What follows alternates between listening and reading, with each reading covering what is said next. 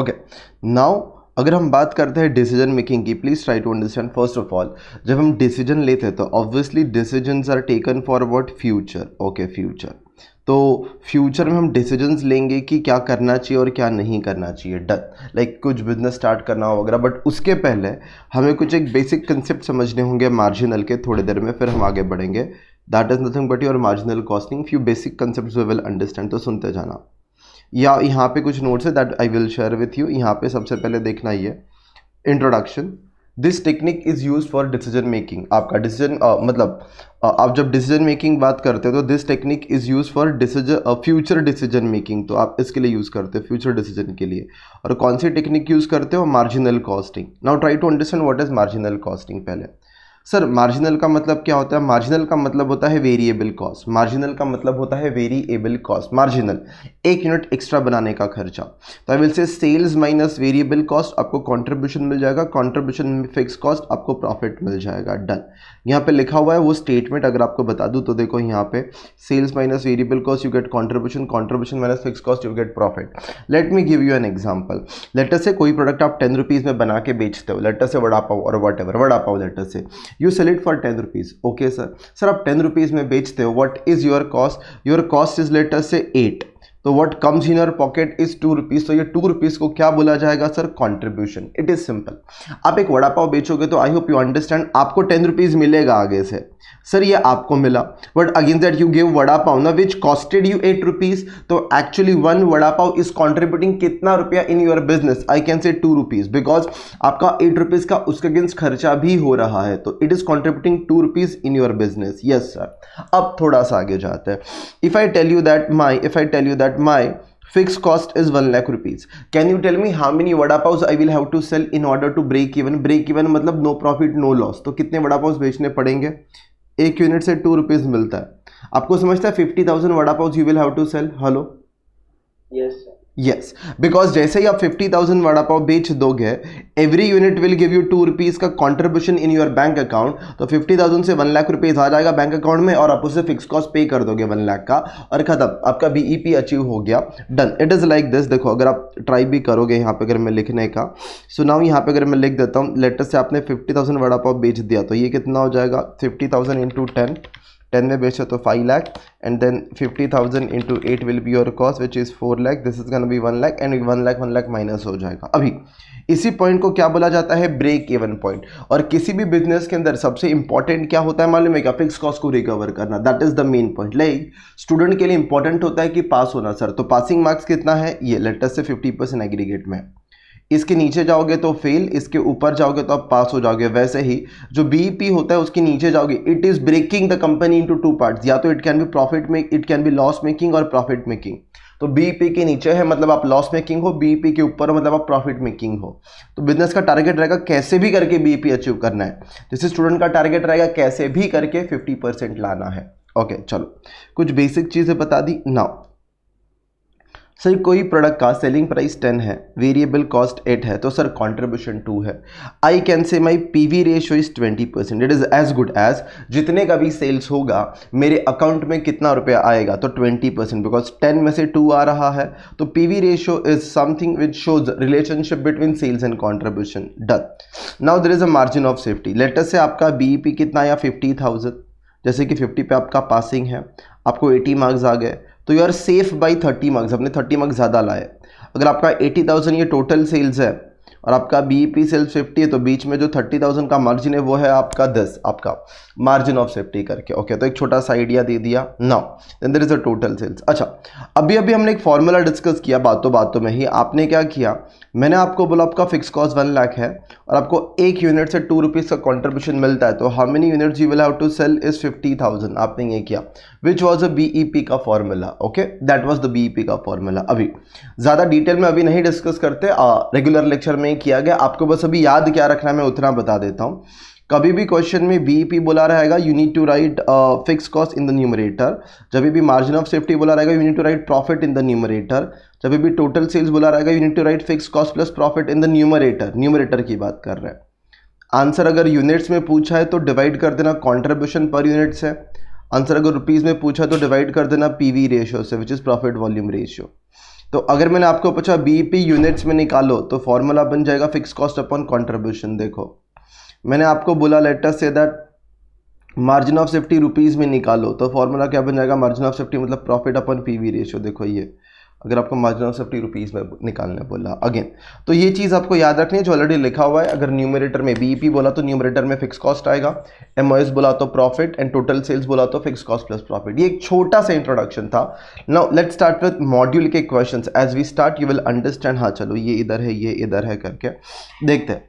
तो क्वेश्चन से स्टार्ट करते हैं, एकदम अच्छे से ध्यान देना।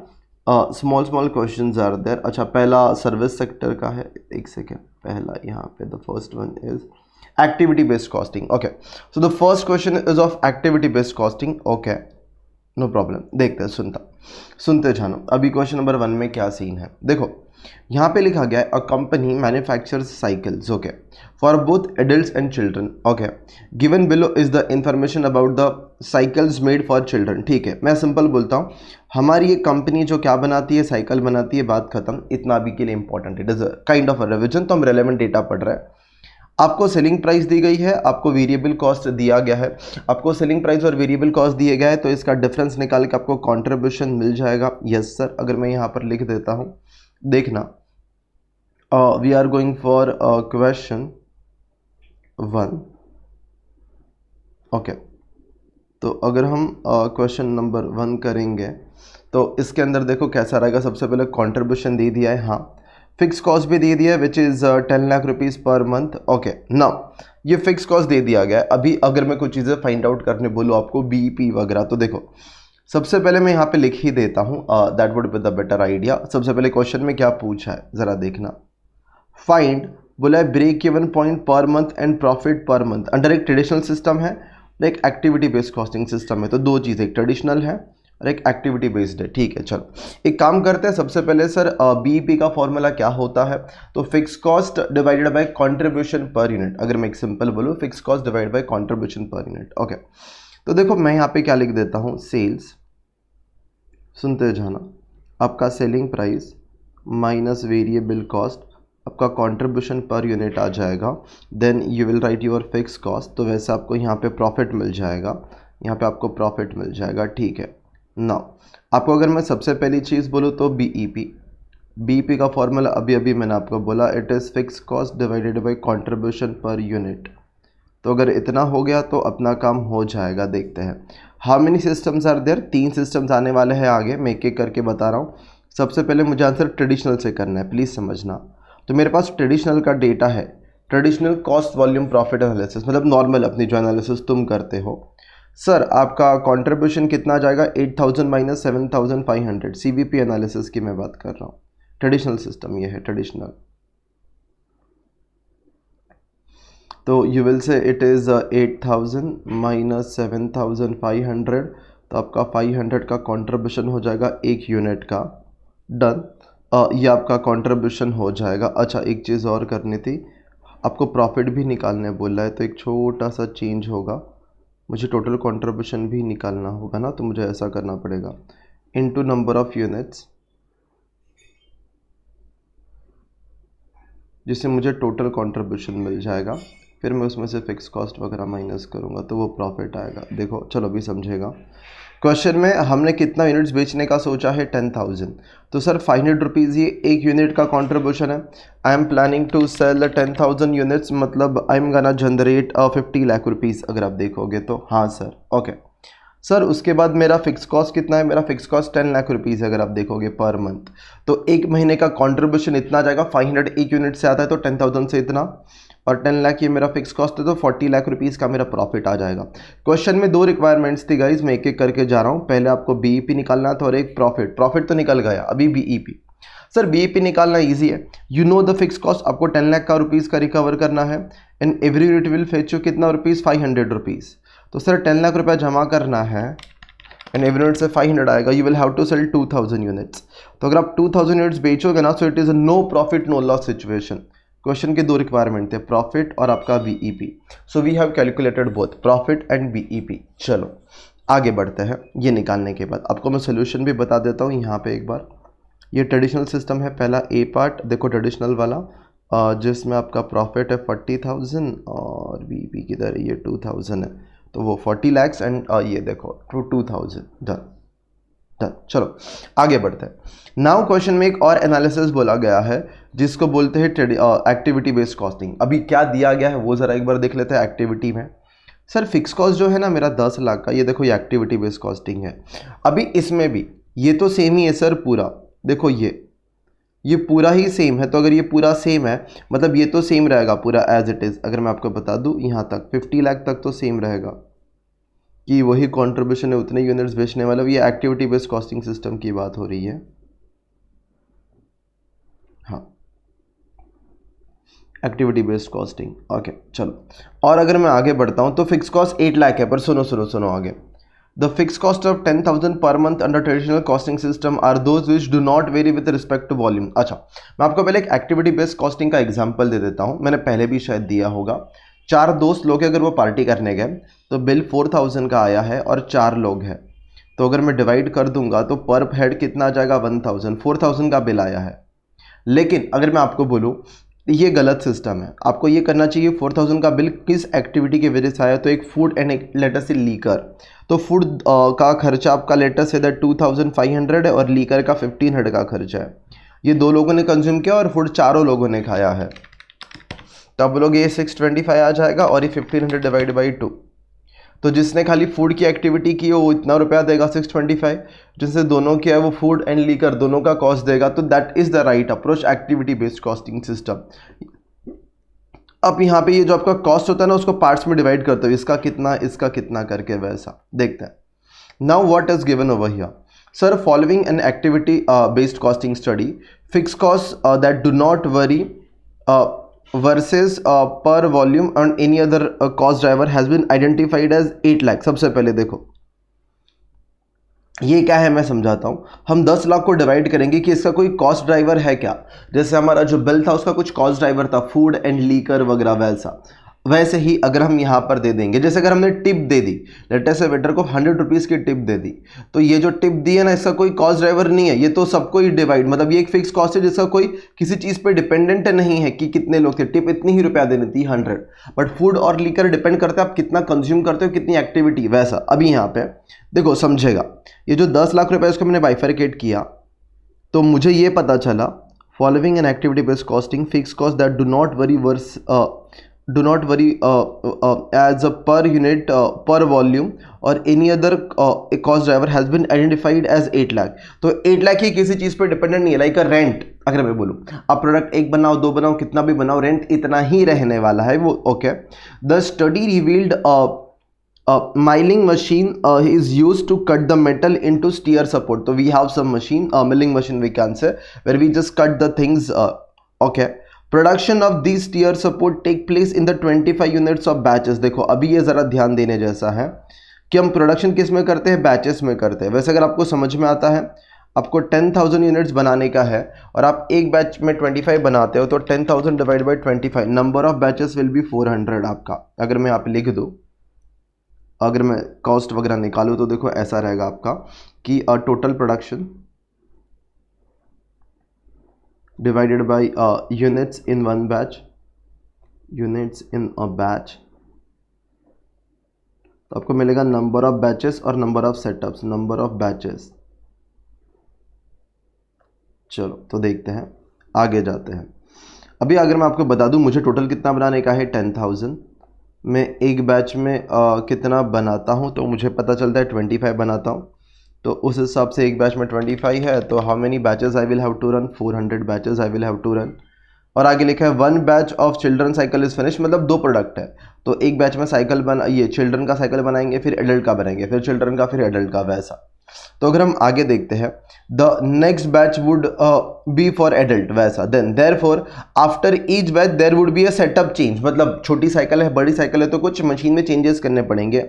If 10,000 children cycles have to be produced, a number of setups required are 10,000 upon 25 is equal to 400 setup. ये अपने आप निकाल लिया था कि 10,000 यूनिट्स बनाने का है एंड एक बैच में 25 बनता है, तो हाउ मेनी बैचेस और हाउ मेनी सेटअप मशीन में चेंज करना पड़ेगा एक बैच बनाने के बाद दूसरी बैच बनाओगे तब। तो एंड ईच बैच का कॉस्ट कितना होता है आपका 500 ईच सेटअप का। तो your setup cost is 500, that is cost per setup, यहाँ पर आ जाएगा कॉस्ट पर सेटअप। अच्छा, accordingly if I just take the total, तो what will be my total cost, it is 400 into 500, that is gonna be 2 lakh rupees. ये मेरा कौन सा कॉस्ट हो गया, सेटअप कॉस्ट हो गया, setup cost, total setup cost. Sir इसके अलावा भी कोई कॉस्ट है, हाँ अदर कॉस्ट बोला गया है, अदर कॉस्ट, और अदर कॉस्ट आपका कितना है 8 लाख। जैसे कि रेंट, ये किसी चीज़ पे डिपेंडेंट नहीं है, तुम कितने बैचेस में बना रहे हो, क्या कर रहे हो, सर फर्क नहीं पड़ता। ये 8 लाख रुपीज़ रेंट, ये किसी वॉल्यूम पे देखो, जैसे ये 2 लाख किस चीज़ पे डिपेंडेंट है, नंबर ऑफ सेटअप के ऊपर, नंबर ऑफ बैचेस के ऊपर, बट ये 8 लाख किसी के ऊपर भी डिपेंडेंट नहीं है, तो बस ये बता दिया गया है। तो ये आपका कितना रहेगा, 10 लाख हो गया खर्चा। वही बताया गया है कि 8 लाख किसी चीज़ पे डिपेंडेंट नहीं था और 2 लाख किसी चीज़ पे डिपेंडेंट था, तो ये 8 लाख डू नॉट वरी, किसी चीज़ पे डिपेंडेंट नहीं है ना। तो एट द एंड खर्चा तो सर फिर भी उतना ही है, 10 लाख का ही, अगर आप समझोगे खर्चा तो 10 लाख का ही है और प्रॉफिट 40 लाख का ही हो रहा है, और सारा कैलकुलेशन सेम होगा। तो सर चेंज कहाँ पर आया, मैं बोलता हूँ वेट करो, 10 लाख का मेरा फिक्स कॉस्ट है और एट द एंड यहाँ पे भी आंसर 2000 ही आएगा, सर कोई चेंज नहीं है। सर आगे समझेगा आपको इसका बेनिफिट क्या है आगे, अभी नेक्स्ट वाले पार्ट में। ये प्रॉफिट है और ये आपका ये है, देखो यहाँ पे अगेन आपका ये बीईपी कितना है 2000 और प्रॉफिट है आपका 40,000। तो देखो बीईपी है आपका 2000 और प्रॉफिट है आपका 40 लाख, सॉरी। नाउ चेंज देखो नेक्स्ट वाले पार्ट में है, नेक्स्ट वाले पार्ट में मतलब सुनो, ये तो सब सेम था, कंप्रोमाइजिंग, ये comprising of material cost like change of the oil jug, because आप साइकिल में चिल्ड्रन से एडल्ट पे जाओगे तो कुछ चीज़ें चेंज करनी पड़ती है, तो वो उसका वो 500 रुपीज़ है। This cost was previously pulled together with the fix cost under traditional में उसको लिख दिया गया था ऐड करके 8+2, यहाँ पे हमने उसको 8 अलग किया और ये बोला ये प्योर फिक्स है और ये किसी चीज़ पे डिपेंडेंट है 2 लाख। अभी देखो प्रॉब्लम क्या है, यहाँ पे आपको समझेगा ये फिक्स कॉस्ट का भी इंपॉर्टेंस क्या है अलग करने का 2 पार्ट में। सर आप प्लांट के मैनेजर हो, okay, you would like to keep the number of setups minimum since they reduce the capacity of the machine. Okay, आप नंबर ऑफ सेटअप्स कम करना चाहते हो, नंबर ऑफ सेटअप्स को कम करना चाहते हो, ठीक है, जिससे क्या हो जाएगा, मतलब काम जल्दी होगा। आपको ये समझना चाहिए अगर सेटअप कम करना है तो साइज बढ़ानी पड़ेगी। देखो suppose that at any day at any time the milling machine can be used to produce another type of cycles like adult sports etc. Therefore you propose to increase the batch size। तो अभी हमें क्या करना है, देखो setup को कम करना है। क्यों, देखो सुनो, आप समझो, अगर आपका ये वाला कॉस्ट कम होगा ना, सेटअप कॉस्ट, ये किस चीज़ पे डिपेंडेंट है, नंबर ऑफ बैचेस पे या नंबर ऑफ सेटअप पे। अगर नंबर ऑफ सेटअप्स कम हो जाएंगे ऑटोमेटिकली ये वाला आंसर भी कम आएगा। तो हम कुछ तो सोच रहे हैं, देखो हम क्या सोच रहे हैं, हम ये सोच रहे हैं increase the batch size of the children's tier support to 50 units in a batch। तो अभी आप 25 नहीं बना रहे हो, एक बैच में 50 बना रहे हो। what is the change that will happen? अभी अगर आपको 10,000 यूनिट्स बनाने हैं तो एक बैच में आप 50 बनाते हो, तो हाउ मेनी बैचेस और how many setups you will run, 200। Simple है, आपने साइज बढ़ा दिया, अभी एक टाइम पे आप ज्यादा बनाते हो तो अभी नंबर ऑफ सेटअप्स कम हो जाएंगे। और सर अगर नंबर ऑफ सेटअप कम हो जाएंगे तो आपका एक सेटअप का कॉस्ट 500 रुपीज है, तो ये कितना हो जाएगा, अभी खाली 1 लाख हो जाएगा सर। यस सर, तो that is what the thing is. अगर ये आप एबीसी कॉस्टिंग फॉलो नहीं करते तो आप हमेशा यही बोलते सर मेरा फिक्स कॉस्ट 10 लाख है, बात खत्म, मैं कुछ भी करूँ फिक्स कॉस्ट 10 लाख ही रहेगा। बट एक्टिविटी बेस्ड कॉस्टिंग में जैसे कि ये कॉस्ट किसी एक एक्टिविटी पे डिपेंडेंट है, कौन सा, ये 2 लाख वाला, तो हाउ कैन यू रिड्यूस, उस एक्टिविटी को कम कर दो। तो देखो 400 से कितना कर दिया, 200, तो ये कम हो गया। आगे तो ये पूरा लिखा भी हुआ है कि आपका वो 400 से कितना हो जाएगा बैच सेटअप्स और 400 से कितना हो जाएगा 200, जो आपको दिखेगा भी वो 10,000 डिवाइड बाई 50 करके, तो वो आपने लिखा भी है कि 400 से कितना हो जाएगा 200, वो लोग ने बता दिया है कि 400 से 200 हो जाएगा। Due to larger size of the production additional inventory storage. अच्छा आपको समझ में आ रहा है, जहाँ पे आप पहले छोटा छोटा बना रहे थे 25, अभी आप ज़्यादा बना रहे हो, तो अगर ज़्यादा बना रहे हो तो देयर इज़ वन प्रॉब्लम, ज़्यादा आपको क्या लगेगा, आपको इन्वेंट्री रखना पड़ेगा। एक साथ आप 50-50 बना रहे हो तो इन्वेंट्री कॉस्ट बढ़ जाएगा, और वो कितना बढ़ जाएगा, would be store that the cost that the storage area would be required to store that will cost to the company 50,000 per month extra, 50,000 लगेगा, ठीक है। और वैसे भी 50,000 एक्स्ट्रा लगेगा यहाँ पे, तो ठीक है। अभी देखो क्या हो जाएगा, अभी आपका जो रेंट था 8 लाख, वो 8 लाख नहीं रहेगा, बिकॉज आप बैच साइज बड़ा कर रहे हो तो आपको 50,000 और एक्स्ट्रा करना पड़ेगा खर्चा वो स्टोर करने के लिए, तो ये खर्चा आपका 8,50,000 हो जाएगा। तो ये फिर भी कितना हो जाएगा, 9,50,000। Still that make sense, sorry ये 850 हो जाएगा, हाँ, तो ये 950 हो जाएगा। Still that makes sense. The reason आपका खर्चा 10 लाख नहीं हो रहा है अभी नए वाले में, जहाँ पे आप ABC में क्या कर रहे हो, कुछ चेंजेस कर रहे हो, ये पूरा सेम है। अगर मैं आपको बोलूँ तो यहाँ तक तो कोई चेंज नहीं है। हाँ, अगर आपको प्रॉफिट निकालना हो तो now your fix cost will B 9,50,000। Reason आपने वो चेंज किया तो यहाँ पे 1 लाख का सेविंग हो गया, लेकिन एक कॉस्ट बढ़ भी गया है रेंट का आपका एडिशनल। तो 50 लाख माइनस 9,50,000 दैट इज़ 40,50,000। ये आपका रिवाइज प्रॉफिट रहेगा। Now what will be your new BEP, because अभी आपको एक यूनिट से 500 रुपीज़ मिलता है, बट आपका फिक्स कॉस्ट अभी आपको खाली 950 का है, बिकॉज आपने वो बैच साइज बढ़ा दिया था। तो 950 का फिक्स कॉस्ट 500 यूनिट्स बेच के रिकवर करना है। तो your new I can say that this will be 1900। आपका ये 1900 हो जाएगा BEP करके, कि 9,50,000 आपको रिकवर करना है 500 यूनिट से। तो देखो ये आपका प्रॉफिट कितना रहेगा, 40,50,000 विच यू कैन सी। एक बार अगर आपको देखना हो, सी व्हाट इज़ 40,50,000, यहाँ पे दिख जाएगा। और आपका 1900 विल बी BEP डन। देखो किधर है BEP, या दैट इज़ 1900 जो आपको पूछा गया था, डन। सो ये था क्वेश्चन का second requirement, done sir. Now question का थर्ड रिक्वायरमेंट पे आ जाओ, क्या लिखा गया। When should labour cost be forced into the calculation of the cost per setup. अच्छा, कॉस्ट पर सेटअप में लेबर कॉस्ट को कब लिया जाएगा। देखो मतलब कॉस्ट पर सेटअप मतलब देखो कितना है क्वेश्चन में, I can tell you. Cost per setup है आपका इतना रुपया, किधर गया, इधर। Cost per setup is 500। तो ये 500 में लेबर कब लिया जाएगा और कब नहीं लिया जाएगा। चलो मैं आपको पूछता हूँ, देखते हैं कितने लोग आंसर देते हैं। अगर मैं आपको बोलता हूँ कि मेरा लेबर है वो परमानेंट है, तो आप क्या उसको कॉस्ट के अंदर लोगे, सेटअप वाला कॉस्ट जब निकालोगे 500 वाला उसके अंदर ऐड करोगे परमानेंट लेबर का कॉस्ट, यस और नो। नहीं, सुनाई नहीं दिया, नहीं ऑडियो नहीं आ रहा है आई थिंक ध्रुवंदर।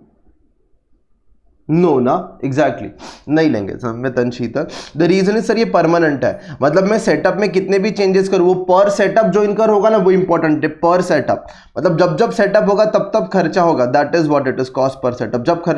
जब सेटअप करेंगे तो खर्चा होगा। तो परमानेंट है तो आप नहीं लोगे, वही अगर आपका टेम्पररी वर्कर है तो आप लोगे, कैजुअल वर्कर है आप लोगे, वैसा है। तो ये चीज़ें ध्यान में आपको रखनी है बस, तो वही चीज़ लिख देना है। अगर आप देखोगे तो आपका inclusion of the labour cost ये कब लिया जाएगा। कॉस्ट ऑफ टेम्पररी लेबर अगर ये टेम्पररीली है तो इंक्लूड किया जाएगा, बिकॉज जब जब सेटअप होगा तब तब उसका पैसा देंगे करके, बुलाएंगे, काम बोलेंगे सेटअप कर और पैसा लेके जा। और अगर परमानेंट है मतलब अपना ही स्टाफ है, उसकी महीने की सैलरी फिक्स है तो और वो आइडल भी अदरवाइज, और वो आइडल है मतलब कि नॉर्मली अगर वर्कर्स को मैं परमानेंट में बोलता हूँ कि 10,000 आवर्स का काम होना चाहिए, 8,000 आवर्स का ही अपने पास काम है, 2,000 वैसे भी आइडल है, तो खाली बैठ रहे थे फिर भी पैसा देना पड़ता था, और सेटअप करेंगे तो भी देना पड़ रहा है। मतलब सेटअप करने से कुछ अलग जेब से नहीं जा रहा है, तो इसको क्या बोलेंगे, it is a sunk any which ways, जाने ही वाला है, कैसे भी कुछ भी करो। फिक्स हो गया था कि तेरी महीने की सैलरी इतनी है, अभी आप फ्यूचर में कोई भी डिसीजन लो वो पैसा तो जाने ही वाला है, तो that is why will not be included अगर ये कॉस्ट ऑफ परमानेंट है तो। हाउएवर अगर मैं बोलता हूँ परमानेंट लेबर फोर्स पूरा ऑक्यूपाइड है 10,000 आवर्स के लिए, पूरा ऑक्यूपाइड है, ऐसा नहीं कि खाली बैठा है। अगर आप उनको सेटअप करने बोलोगे तो कहीं और का प्रोडक्शन रुक जाएगा, बिकॉज वो लोग कुछ और बना रहे थे, आप बोलते हो इधर आओ और ये सेटअप कर, तो वहां का प्रोडक्शन कम हो जाएगा, तो वहां का आप जो पैसा कमा सकते थे वो नहीं कमा पाओगे। So that opportunity cost will be included, needs to be considered along with the early rate, उसके साथ ये भी कंसिडर किया जाएगा जो रेलेवेंट कॉस्टिंग का अप्रोच होता है। वैसे ये थर्ड वाला समझा तुम लोगों को, ये 10,000 पूरे आवर्स आपके इंगेज थे वर्कर कहीं पे, तो आई जस्ट टोल्ड देम आजा यहाँ पे आके सेटअप कर, तो वो 10,000 आवर्स में से उसने 9,000 उधर काम किया और इधर आके 1,000 काम किया, बिकॉज उसने वहाँ पे 1,000 आवर्स कम काम किया, तो वहाँ पे उतना कॉन्ट्रीब्यूशन कम कमा पाए हम लोग, तो उतना लॉस हो गया वहाँ पे, जितना पैसा नहीं कमा पाए आप, तो वही लॉस इधर कंसिडर किया जाएगा, that is the cost of the setup करके वैसा। So that can be considered in this case. Okay, so now that is the case. और क्वेश्चन में लास्ट में क्या पूछा गया है is explain the impact, number of setups का impact, how can the number of setups and cost of each setup impact the flexibility and milling of the machinery. तो वही, तो फ्लेक्सिबिलिटी और कॉस्ट ऑफ ईच सेटअप ये कैसे, number of setups and cost per setup impact the flexibility. तो बस यहाँ पे एक लाइन आप याद रखोगे शॉर्टकट में तो बेटर है। अगर आप सेटअप्स रिड्यूस कर देते हो तो यहाँ पे देखो lower the number of setups the lower time it can take to utilize the machinery वगैरह, या तो यहाँ पे lower the setup cost higher the flexibility. Lower the setup cost मतलब अभी एक सेटअप करने में 500 रुपीज़ लग रहा है, तो आप बहुत सोचते हो कि सेटअप करूंगा तो ज़्यादा ही बनाते हैं करके, लेकिन अगर एक सेटअप करने में अगर खाली 300 रुपीज़ लगेगा, you will be more flexible. चलो छोटा सेटअप करना है, बड़ा सेटअप करना है, there will not be any impact as such because comparatively the cost is lower. किसी चीज़ का कॉस्ट ज़्यादा रहेगा, you will think twice, you will not be that flexible with that thing. Okay, but product को switch करने में कि पहले ये बनाए फिर ये बनाए ना, बट अगर कॉस्ट कम है तो ऐसा बहुत ज़्यादा इंपैक्ट नहीं आएगा। तो अगर आपका सेटअप कॉस्ट जितना कम होगा उतनी फ्लेक्सिबिलिटी ज़्यादा होगी, that is what you can understand. Okay, so this was the first question which we did. Now अभी हम आते हैं क्वेश्चन नंबर 2 पे, देखते हैं ऑलमोस्ट सिमिलर क्वेश्चन है, so let's do question number 2। देखते हैं क्वेश्चन नंबर 2 में क्या लिखा गया है करके, ऑलमोस्ट सिमिलर है। Okay, let's start question number 2। चलो देखते हैं क्वेश्चन नंबर 2। अभी आपका ये फटाफट हो जाएगा बिकॉज सिमिलर ही है। चलो देखो सर, ऐसा दिया गया है कि सेलिंग प्राइस ये है, डायरेक्ट कॉस्ट इतना है, तो सर ये दोनों का डिफरेंस निकालूंगा ना तो कंट्रीब्यूशन मिल जाएगा। अच्छा, क्वेश्चन में क्या पूछा है एक बार देख लेते हैं। Compute the units and production runs should be produce in the change scenario for break even, BEP ही पूछा है। पर सबसे पहले उसके लिए मुझे क्या क्या चाहिए होता है, सेलिंग प्राइस, वेरिएबल कॉस्ट, तो जिससे कंट्रीब्यूशन पर यूनिट आता है, और मुझे फिक्स कॉस्ट चाहिए होता है। ये मिल जाता है तो मेरा काम इजी हो जाता है। चलो देखते हैं क्वेश्चन। सर क्वेश्चन में देखो ये पता चलता है डायरेक्ट और ये दोनों चीज़ों को देख के कि मेरा 10 minus 5, 10 is my selling price और मेरा कॉस्ट है 5, तो 5 rupees is my contribution, done. Present number of setups, अच्छा ये सेटअप से कनेक्टेड है। जब भी ऐसा सेटअप वाला क्वेश्चन आएगा ना, I have a fix format, मैं दिमाग नहीं लगाता, ये मेरा फिक्स फॉर्मेट है।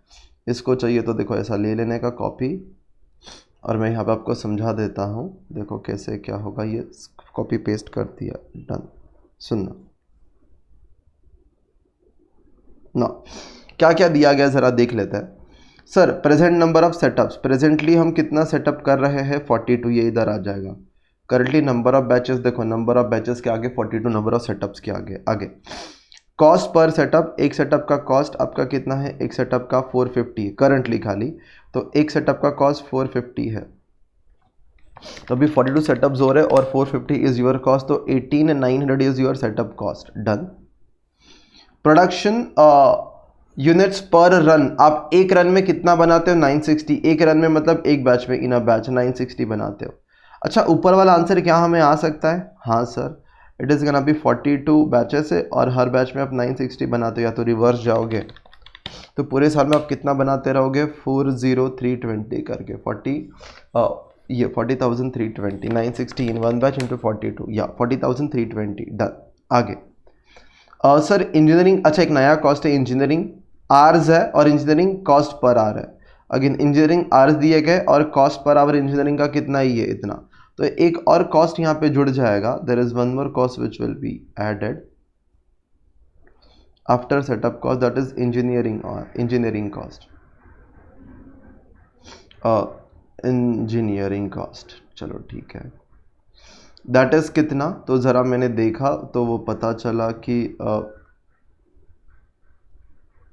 ठीक है, क्या इंटू क्या करना पड़ेगा, 500 इंटू 10 करना पड़ेगा, तो आंसर आ जाएगा, इसको मैं ऐसे ब्रैकेट में बता देता हूँ, 500 इंटू 10 करना पड़ेगा। 500, रुको चेक कर लेते हैं, हाँ 500 आवर्स है और रेट पर आवर है 10, तो ये हो जाएगा आपका 5000 गाइस। ओके चलो डन, आगे।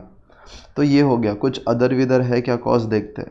The company has begun activity wise costing, तो एक्टिविटी वाइज दो एक्टिविटीज़ है, एक सेटअप वाली है और एक इंजीनियरिंग आवर्स वाली है। और fix cost and has presently identified 2 cost drivers, production runs मतलब सेटअप्स और इंजीनियरिंग वाला। Of the total fix cost presently 96,000, अच्छा टोटल फिक्स कॉस्ट कितना है, 96,000 टोटल, और उसमें से ये 2 पार्ट्स हमने निकाल लिए, तो बचा हुआ आपका क्या रहेगा, फिर बचा हुआ आपका फिक्स पोर्शन रहेगा, that is 96,000 minus 18,900 minus 5,000, that is 72,100, that is your fixed portion other, जो किसी चीज़ पे डिपेंडेंट नहीं है। ओके सर, ये थॉट प्रोसेस क्लियर हो जाता है। आगे तुम लोग को बीच में कुछ चीज़ नहीं समझेगा, please do let me know, I can just wait. It is a revision, तो थोड़ा रैपिड वे में है, but if you do not understand something in between you can ask me कि सर ये चीज़ नहीं समझा, can you explain this again? Okay, now देखो, there are changes as proposed for the production next production period for the same level of output। अच्छा important चीज़, हम next period में भी क्या उतना ही बनाने वाले जितना इस साल बनाया था? हाँ, देयर आर चेंजेस, कुछ तो चेंजेस है प्रपोज्ड अब ऊपर के लिए for the next production period, मतलब नेक्स्ट ईयर के लिए, for the same volume of output. Same volume of output मतलब अगर हमने पिछले साल ये 40,320 बनाया था तो उतना ही हम बनाने वाले, कुछ चेंजेस है लेकिन दूसरे चेंजेस है, लेकिन यूनिट्स उतना ही रहने वाले, total same volume of output होने वाला है नेक्स्ट पीरियड में भी। नाउ एक काम करते हैं, compute in units and in production run. Question के दो रिक्वायरमेंट है, यूनिट्स में और रन्स में। C limited should produce in order in the change scenario. अच्छा, चेंज मतलब ये वाला इसके अंदर बोला है निकालने के लिए, फॉर अ ब्रेक इवन। ठीक है, चेंज में क्या क्या चेंज है देखो जरा। पहला चेंज ये है, आपका कॉस्ट पर सेटअप कम हो गया है, हाँ 90 से कम हो गया, डिक्रीज बाई 90। तो जो 450 हुआ करता था वो 90 से कम हो गया, तो 450 माइनस 90 वो कितना हो गया? 360 हो गया। डन। इसके अलावा आपका प्रोडक्शन यूनिट्स, एक बैच में आप पहले 960 बना रहे थे, अभी एक बैच में कितना बनाओगे? 1008।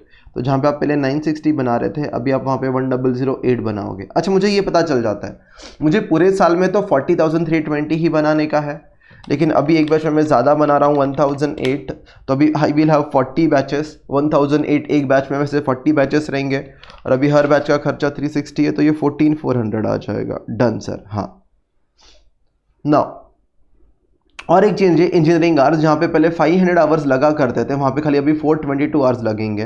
तो मैं यहाँ पे आता हूँ, अगर आपको 422 आवर्स लगेंगे, 422, और आपका कॉस्ट पर आवर तो कुछ नहीं बोला है तो वो उतना ही रहेगा, 10 ही रहेगा, खाली आवर्स यहाँ पे कम हो गए 500 से 422। So this cost will B 4220। अच्छा, अदर फिक्स कॉस्ट के बारे में कुछ नहीं बोला तो वो तो उतना ही है, किधर कुछ है ही नहीं उसके बारे में। तो 70,100। Now if I add these three, 14,400 plus 4220 plus 70,100, that is gonna B 90720। ये आपका रिवाइज्ड फिक्स कॉस्ट होगा टोटल वाला।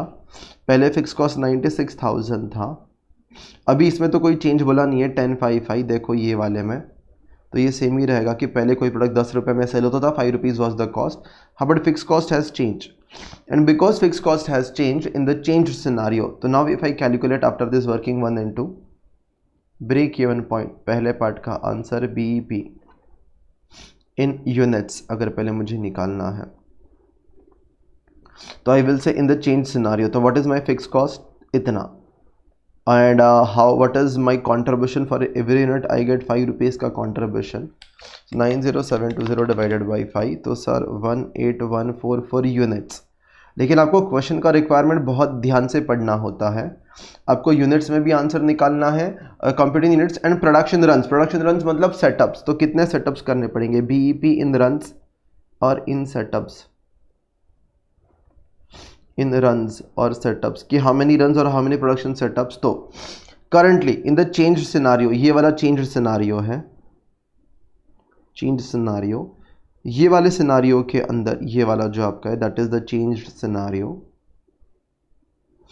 ये वाले सिनारियो के अंदर अगर आप नोटिस करोगे तो इस चीज़ के अंदर अभी आप एक बैच में कितना बनाते हो units in one batch is 40,000। तो देखो मैं ऐसा कर सकता हूँ क्रॉस मल्टीप्लिकेशन, या तो सीधा 18,144 ये टोटल मुझे बनाने का है, डिवाइडेड बाई एक बैच में मैं कितना बना देता हूँ 1008। तो ऐसे कितने बैचेस रन करने पड़ेंगे? 18,144 डिवाइड बाई 108 ये एक बैच में, तो ऐसे 18 रन्स या तो 18 बैचेस मुझे 18 सेटअप्स या तो 18 बैचेस मुझे रन करने पड़ेंगे। रन्स, सेटअप्स और बैचेस यू कैन से इतने रन करने पड़ेंगे। मतलब जैसे 18 बैच रन हो जाएंगे मेरा BEP अचीव हो जाएगा। 18 बार मशीनरी के मैं चेंजेस करूँगा, कुछ एक बार चेंज किया 108 बनाया, दूसरी बार चेंज किया 108 बनाया, ऐसा 18 टाइम्स होएगा तो मेरा काम हो जाएगा।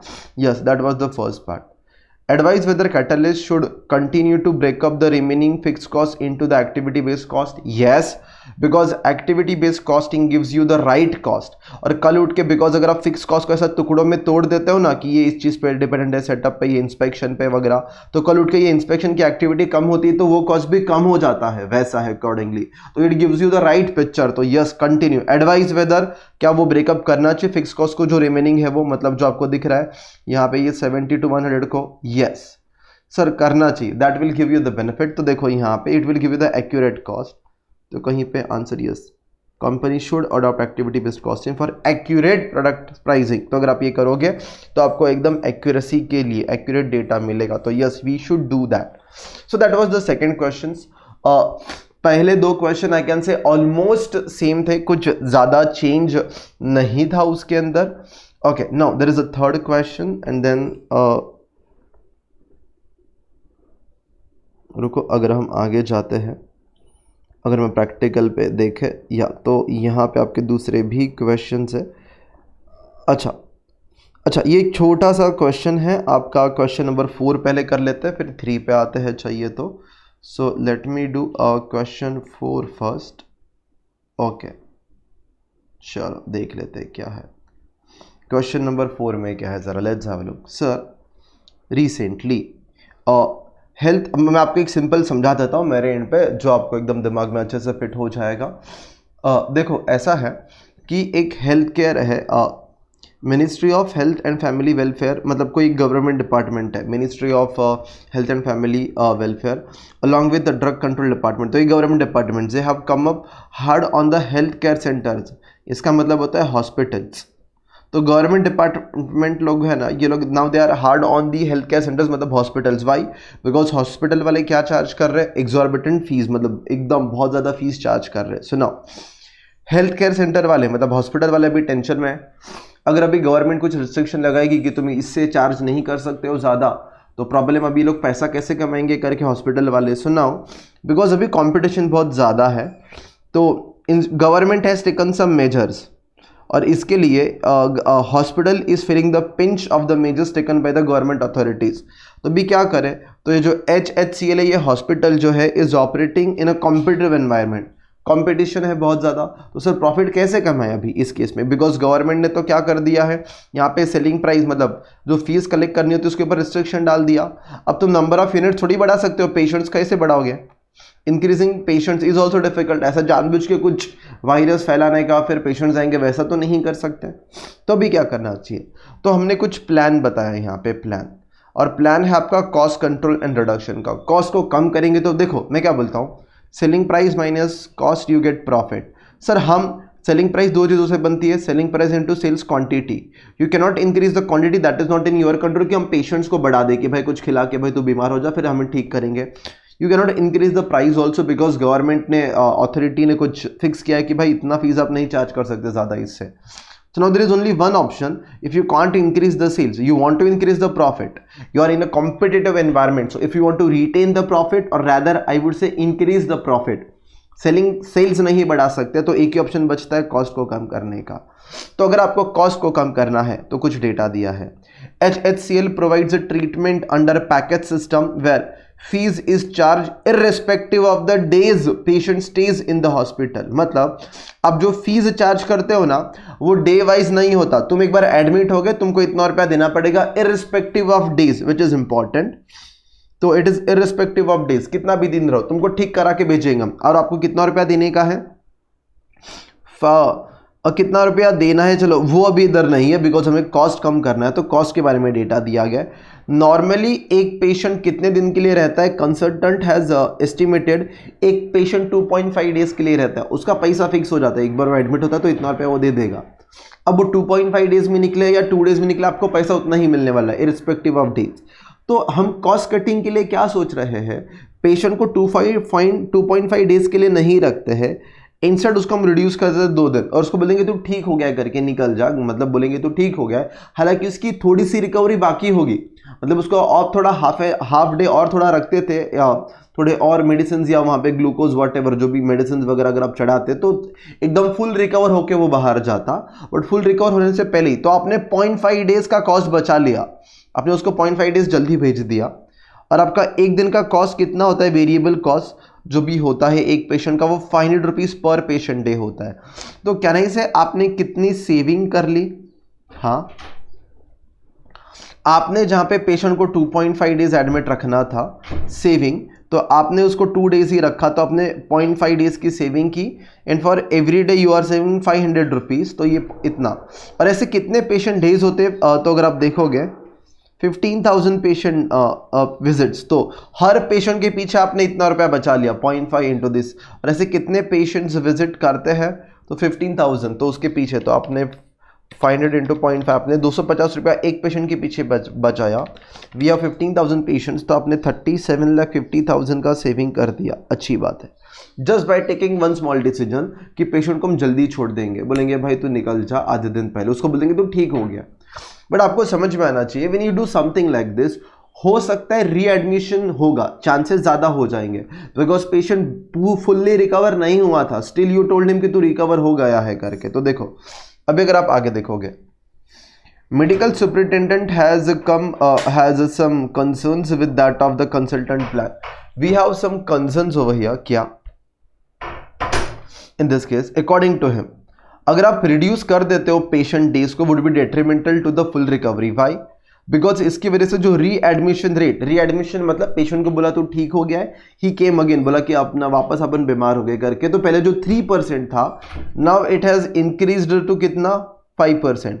तो कितने से बढ़ गया 2% से। तो जो 15,000 पेशेंट्स जो थे उसमें से पहले खाली 3% लोग पहले रीएडमिट होते थे, अभी 5%, तो 2% से बढ़ गया, तो उसका कॉस्ट भी तो बढ़ जाएगा तो रीएडमिशन का। तो देखो, तो आई कैन से 15,000 इंटू अभी कितने पेशेंट्स रीएडमिट हो गए इंटू 2%, ज्यादा 3 का 5 हो गया ना, तो 2% ज्यादा, इट मीन्स रीएडमिटिंग 300 पेशेंट्स। आप निकाल भी सकते हो 15,000 का 2%, तो एक्स्ट्रा एडिशनल पेशेंट कितने हो गए 300, दैट इज 15,000 इंटू 2% जो है। Now company has spent 25 lakhs more to accommodate these increase in readmission.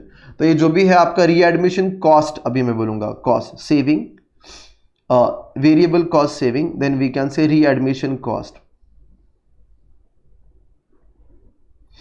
because patients admit होंगे तो आपका खर्चा होएगा, कितना खर्चा होएगा, अभी 25 लाख रुपए का खर्चा होएगा। बट सर ये भी फायदे में ही है, ऐसा बोला गया है, to accommodate these increase in readmission. Now अगर आप आगे पढ़ते हो, but consultant has found a blessing in disguise in this. वो बोलता है जब भी पेशेंट रीएडमिट होगा तो उसके वापस पैसा मांगने का, it is as good as new admission. तो readmission is treated as new admission, so it would result in additional cash inflow of 4,500 per patient in terms of readmission. तो कितना रुपया मिलेगा, देखो जब भी रीएडमिट होता है तो एक पेशेंट से 4,500 रुपया मिलेगा, और ऐसे कितने पेशेंट्स रीएडमिट ज़्यादा हो जाएंगे, अभी 300, क्योंकि वो पहले 3 था वो 5 हो गया था, तो 15,000 का 2% निकालोगे ज़्यादा, तो 3,000 लोग ज़्यादा आ जाएंगे, अभी रीएडमिट हो गए। तो सर अभी रेवेन्यू है ये sales from readmission, sales from readmission.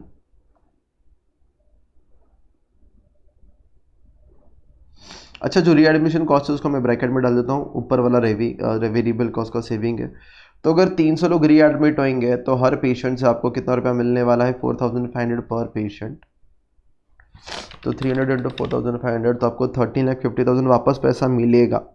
तो दो फायदे होंगे आपका, एक तो वेरिएबल कॉस्ट भी कम हो जाएगा और रीएडमिशन होगा तो उससे वापस रेवेन्यू जनरेट होगा, लेकिन देयर इज वन कॉस्ट, आपका रीएडमिशन करेंगे तो तब खर्चा लगेगा। तो देखते 37,50,000 plus 13,50,000 minus 25 lakh, that becomes 26 lakh का प्रॉफिट दिख जाएगा कंपनी को। डन।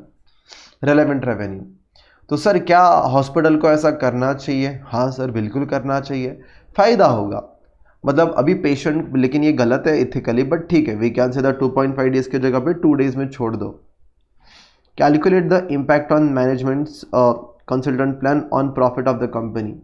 तो ये जो मैनेजमेंट का प्लान है इसका क्या इम्पैक्ट होगा कंपनी के प्रॉफिट पे? सर प्रॉफिट बढ़ जाएगा, कितने से? 26 लाख से, जो अभी अभी आपके सामने निकाल के रखा है। लेकिन सर क्या ऐसा करना चाहिए इथिकली? नहीं। Other considerations, comment on the results and other factors that should be kept in mind before taking any decision. तो अगर आप ये डिसीजन ले रहे हो तो और कौन सी ऐसी चीज़ें जिसको ध्यान में रखना चाहिए? What are other things which should be taken into consideration? तो देखो यार, खाली पैसा नहीं होता, लॉन्ग टर्म चीज़ें भी होती है।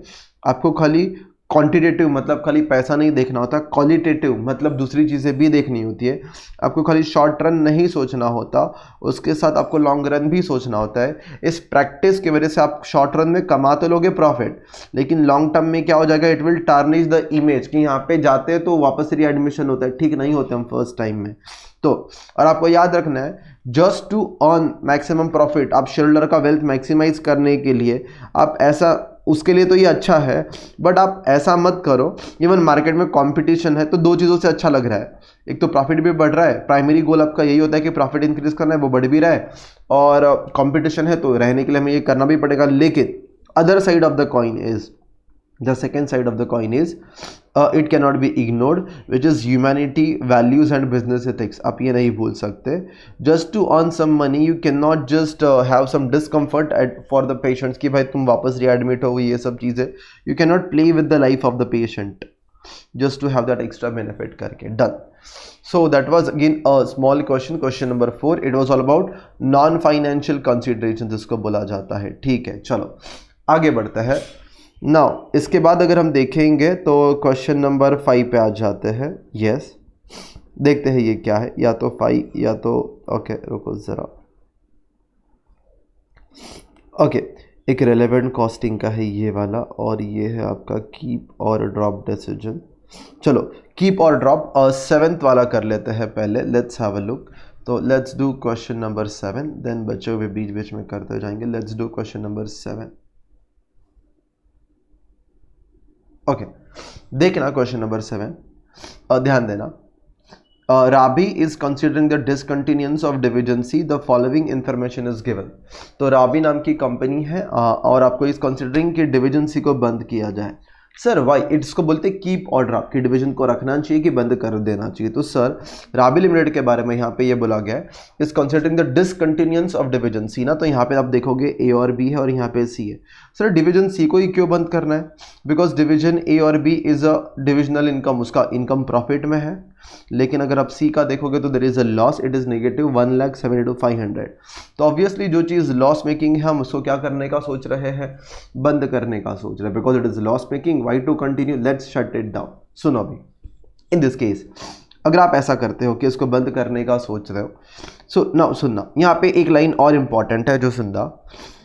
सबसे पहले तो ये कौन सा कॉस्ट है, specific avoidable fix cost. Specific avoidable fix cost का मतलब क्या होता है मुझे बताओ, हाँ या ना में जवाब देना चैट बॉक्स में, या तो बोल के कि अगर मैं ये डिवीजन सी को बंद करूं क्या ये खर्चा भी खत्म हो जाएगा, ये खर्चा भी नहीं होगा। डिवीजन सी बंद हो जाएगा तो ये खर्चा भी नहीं होगा, यस और नो, यस ना, बराबर, yes. It is a specific, it is like उस डिवीजन का रेंट है, तो अगर वो डिवीजन बंद तो उसका रेंट वगैरह भी नहीं देना पड़ेगा। It is a specific for that, okay division. Now आगे, तो मैं ये बता रहा हूं इन दिस केस, यहां पे आगे देखना, the rates of the variable cost are 90% of the normal rates due to current volume of operation। Currently अब डिवीजन ए बी भी काम कर रही है और सी भी काम कर रही है, तो टोटल काम कर रहे हैं। तो there is a economies of scale which you have got, because आप सप्लायर से बहुत ज़्यादा खरीदते हो तो you got economies of scale. पर सर अगर आप ये डिवीजन बंद कर दोगे तो भी आप सप्लायर से ज़्यादा यूनिट्स नहीं खरीदोगे, कम खरीदोगे, तो अभी कॉस्ट आपका बढ़ जाएगा। तो जो करंट कॉस्ट है ये 90% पे, अभी आपको कोई चीज़ वो 90 रुपीज़ में दे रहा है, लेकिन अगर आप डिवीजन सी बंद कर दोगे, आप थोड़ा थोड़ा खरीदोगे तो वो प्राइस अभी 100 पे पहुंच जाएगी। वैसा है, there is a adequate market demand, और मार्केट में डिमांड तो है ही सी का वगैरह, वो प्रॉब्लम नहीं है। अगर आप सी का बना रहे हो तो ये डिमांड तो है ही अभी भी, ऐसा है, डिमांड का टेंशन नहीं है। तुमको सोचना है तुम्हें बंद करना है क्या डिवीजन, अगर लॉस मेकिंग दिखता है तो बंद करो। तो देखो मैं क्या बोलता हूँ, मैं यहाँ पे आपका रेलेवेंट कॉस्टिंग का अप्रोच हम यूज़ करेंगे कि ये बंद करना चाहिए कि नहीं। ये लोग ने पैराग्राफ फॉर्मेट में लिखा है, चलो इनके सोल्यूशन से ही समझते, आप अलग तरीके से भी कर सकते हो। वैसे मुझे बता दा, अगर एकदम सिंपल बोलूँ तो क्या क्या फ़ायदा होगा करके, यहाँ पे देखना सब, ये आप अलग तरीके से करो तो देखो सिंपल है। मैं पहले शॉर्टकट में बताता हूँ, सुनना। आई होप यू अंडरस्टैंड, अगर ये डिवीजन को मैं बंद करूँ तो ये लॉस अवॉइड हो जाएगा, ये रेवेन्यू में कन्वर्ट हो जाएगा, रेलेवेंट रेवेन्यू। जहाँ पे मैं पहले 1,72,500 का लॉस कर रहा था, बिकॉज ये डिवीजन बंद हो जाएगा तो वो लॉस अवॉइड हो जाएगा। एंड लॉस का अवॉइड होना is as good as a revenue, आपके लिए उतना फायदा हो गया, इनकम हो गया कि उतना फायदा हो गया करके, डन। पर सर ये डिवीजन बंद करोगे तो ये फायदा तो होगा, but there is one cost also. What is the relevant cost? आपका जो ये खर्चा है ना 20,70,000, ये तो 90% पे है. अब ये खर्चा बढ़ जाएगा 10 से. अगर ये 20,70,000 है वो 100 पे पहुंच जाएगा, मतलब वो 10 से बढ़ जाएगा. बिकॉज आप अभी यूनिट्स कम खरीदोगे तो 90 वाला चीज़ 100 पे पहुंच जाएगा, तो खर्चा कितने से बढ़ जाएगा? 23 लाख से 2,30,000 से बढ़ जाएगा आपका cost. The cost which was 20,70,000, it indicates 90. जो भी नॉर्मल रेट रहता है, नॉर्मल रेट 100 है तो वो उसका 90 है. तो अगर अभी आप बिकॉज कम खरीदोगे वो वापस 100 पे पहुंच जाएगा, मतलब 10 से खर्चा बढ़ जाएगा. तो कितने से बढ़ जाएगा? 23 लाख से. So does it make any sense? आप 17,25,000 का रेवेन्यू तो बचा लोगे, पर सर 230 का खर्चा बढ़ जाएगा. तो खर्चा बढ़ जाएगा तो एट द एंड तो लॉस ही होना है, और लॉस होना इज नॉट अ गुड. देखो आपको इतना लॉस हो जाएगा. एक्सेस लॉस ओवर सेविंग, ये एक्सेस लॉस है सेविंग के कंपैरिजन में. यहाँ पे सेविंग तो दिख रही है कि आपको इतना सेविंग हो जाएगा, लेकिन सर कॉस्ट ज़्यादा ही बढ़ रहा है. So that doesn't make any sense. You can say shortcut में बोलूँ तो डिसकंटिन्यू नहीं करना चाहिए. Will not be beneficial for Ravi limited. तो डिसकंटिन्यूइंग इज नॉट बेनिफिशियल. चलने दो, कोई नहीं. लॉस मेकिंग हो रहा है इधर, ठीक है, लेकिन इधर बेनिफिट बहुत ज़्यादा ही है. 23 लाख का आपका बेनिफिट है इधर. इसको ए बी का ये कॉस्ट उतने से कम हो रहा है 22,30,000 से. कुछ कंफ्यूजन है तो आई कैन रिपीट और else I will go with the next question. Is this understood? एक बार चैट बॉक्स में यस भी बोल दोगे, आई विल स्टार्ट. अदरवाइज इसको मैं वापस समझाता हूँ, बिकॉज हो सकता है थोड़ा ना समझा हो. अंडरस्टूड. Done done. सो इसका मैंने सोल्यूशन लिखा ही नहीं, ठीक है. Question number 7. अब बिकॉज वो वहाँ से ही कर लिया हमने, बोला ठीक है. नाउ क्वेश्चन 8 बड़ा है, टॉय वाला है. हाँ ये थोड़ा अगेन कैलकुलेशन वाला है, तो पहले कुछ छोटे छोटे वाले करते हैं फिर बड़े वाली चीज़ों पे आते हैं. अभी मैं टेस्ट योर नॉलेज पे आ जाता हूँ. ओके, छोटा सा क्वेश्चन आपका, that is TYK, test your knowledge first. काफ़ी सिंपल सा छोटा सा क्वेश्चन है. Let us have a look कि क्या दिया गया है. सर ऐसा बोला गया है, एस नाम की कंपनी, एस है जो कैंटीन मैनेज करता है, स्कूल कैंटीन को मैनेज करता है. आगे लिखा गया अप्रॉक्सीमेटली कितने स्टूडेंट्स हैं वहाँ पे? 1600 स्टूडेंट्स है at Noida. Okay. The current cash payment system requires 3 clerks. तो करंटली हमारे पास 3 क्लर्क है. पेमेंट सिस्टम मतलब वर्कर आएगा, सॉरी स्टूडेंट्स आएंगे, स्कूल के अंदर है ना, हाँ स्कूल कैंटीन है, तो स्टूडेंट्स आएंगे खाना वगैरह खाएंगे. तो वो पेमेंट सिस्टम जो होता है वो अपना भी कैश सिस्टम है, तो क्लर्क्स को बिठाना पड़ता है. 3 क्लर्क्स को हमने बिठाया हुआ है अभी के लिए, currently those who are managing this. और उनको कलर्स का सैलरी कितना है सर? 90 रुपीज़ पर आवर है, पर आवर का 90 rupees. Employed about 4 hours a day. 4 घंटे के लिए कैंटीन चालू रहता है, बिकॉज वो जो भी एक टाइम रहेगा, कुछ टाइम के लिए तो बच्चे उसमें ही रहेंगे, तो वो मॉर्निंग या जो भी एक टाइम है 4 ही घंटा कैंटीन चालू होता है. एंड हम ऑपरेट करते हैं 240 डेज, बिकॉज बहुत सारे दिन छुट्टी होती है, फेस्टिवल्स वगैरह, तो we operate only for 240 days. Okay. Now अब हम क्या सोच रहे हैं, ये है current position. Second paragraph change हो गया पैराग्राफ, तो अभी इसमें जो आपको डेटा दिया गया है, ये आपको डेटा दिया गया है कैश मैनेजमेंट सिस्टम के बारे में. S is considering a wireless cash management system, that is WCMS. तो वायरलेस कुछ सिस्टम लाना चाहते हैं. सर वायरलेस कैश मैनेजमेंट होगा. डन. ओके, आगे देखना. अभी जो मैं बोल रहा हूँ यहाँ पे ऐसा था. अंडरस्टूड. ओके. नाउ यहाँ पे लेट्स हैव अ लुक. अच्छा मैं ये क्या बोल रहा था, तो ये सिस्टम कौन सा है? वायरलेस कैश मैनेजमेंट सिस्टम हम ला रहे हैं. तो sir everything comes at a cost. Everything comes at a cost. उसका कुछ तो खर्चा लगेगा. हाँ सर, कितना? देखो, where a student could just swipe an ID card for the payment. बस कार्ड स्वाइप करो और हो गया payment. This system would cost 1,25,000 to set up and 36,000 per month to year to operate. ना समझना, सबसे पहले आपका दिस सिस्टम वुड कॉस्ट 1,25,000 आपका खर्चा होगा, and 36,000 per year to operate. S believes that he could manage with 1 clerk where he if he implement the system. Now सबसे पहले इंपॉर्टेंट, एडवाइज एस को on the choice of the plan assuming the working life of this system is जो wireless वाला है वो 5 years. मैं आपको बताता हूँ, सुनो. सबसे पहले मेरा क्या रेवेन्यू होगा और क्या कॉस्ट होगा. चलो अगर मैं कॉस्ट की बात करता हूँ, रिलेवेंट कॉस्ट, अगर मैं सिस्टम के बारे में बात करूँ तो क्या क्या कॉस्ट होगा. सबसे पहले आपका मशीनरी का डेप्रिसिएशन, आप ये सिस्टम 1,25,000 में लाओगे और ये 5 साल चलेगा, तो 1 साल का कॉस्ट कितना, डेप्रिसिएशन अगर मैं बात करूँ तो सर ये सिस्टम 1,25,000 में लाओगे and it is going to have a life of 5 years, so 1,25,000 divided by 5, so my cost will be 25,000 relevant cost. Yes sir, relevant cost. There is one more thing, इसको operate करने के लिए 36,000 per month का per annum का लगेगा, तो there is a operation cost, operation just to operate, तो operation cost will be this 25 plus 36, your cost will be 61,000. Let's see अपने को बेनिफिट कितना मिलता है इस सिस्टम से. हाँ, बेनिफिट मिलने वाला है सर. बेनिफिट क्या मिलने वाला है, बात सिंपल है. जहाँ पे आपका क्या बोलते हैं, जहाँ पर आपका 3 क्लर्क का काम लग रहा था, वहाँ पे that job will be done by 1 clerk. तो you need to understand you will be saving on the 2 clerks. जहाँ पे 3 क्लर्क लग रहे थे वहाँ पे एक ही क्लर्क मैनेज कर लेगा. The only reason is it is wireless, तो ज़्यादा कैश काउंट करना वगैरह झंझट कम रहेगा एकदम. Things will be quite sorted. Okay, so now 2 clerk का पैसा सेव हो जाएगा. तो 2 क्लर्क का पैसा सेव होना मतलब कितना रुपया सेव होगा, तो देखो सबसे पहले एक क्लर्क की बात करेंगे तो हम 90 रुपीज़ पर आवर का देते हैं और 240 डेज काम करना पड़ता है और 4 आवर्स एवरी डे. तो एक क्लर्क 4 आवर्स के लिए काम करेगा एक दिन, और ऐसा कितना दिन काम करता है, 240 डेज, राइट. तो ये इतना आवर्स काम करता है पूरे साल में, that is 4 hours every day, 240 days in a year, and we pay them this many hours he gonna work for, and per hour का 90 है. और ऐसा हम ये एक क्लर्क के पीछे, एक क्लर्क है तो ऐसा कितने क्लर्क्स के पीछे सेव करेंगे, 2 क्लर्क्स के पीछे.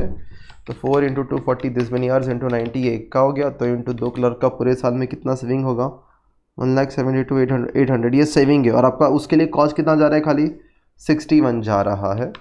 That is your cost. तो आपका 111800, this is your net profit only. या तो रेलेवेंट प्रॉफिट या तो नेट प्रॉफिट ही दिख रहा है, तो नेट इनकम दिख रहा है.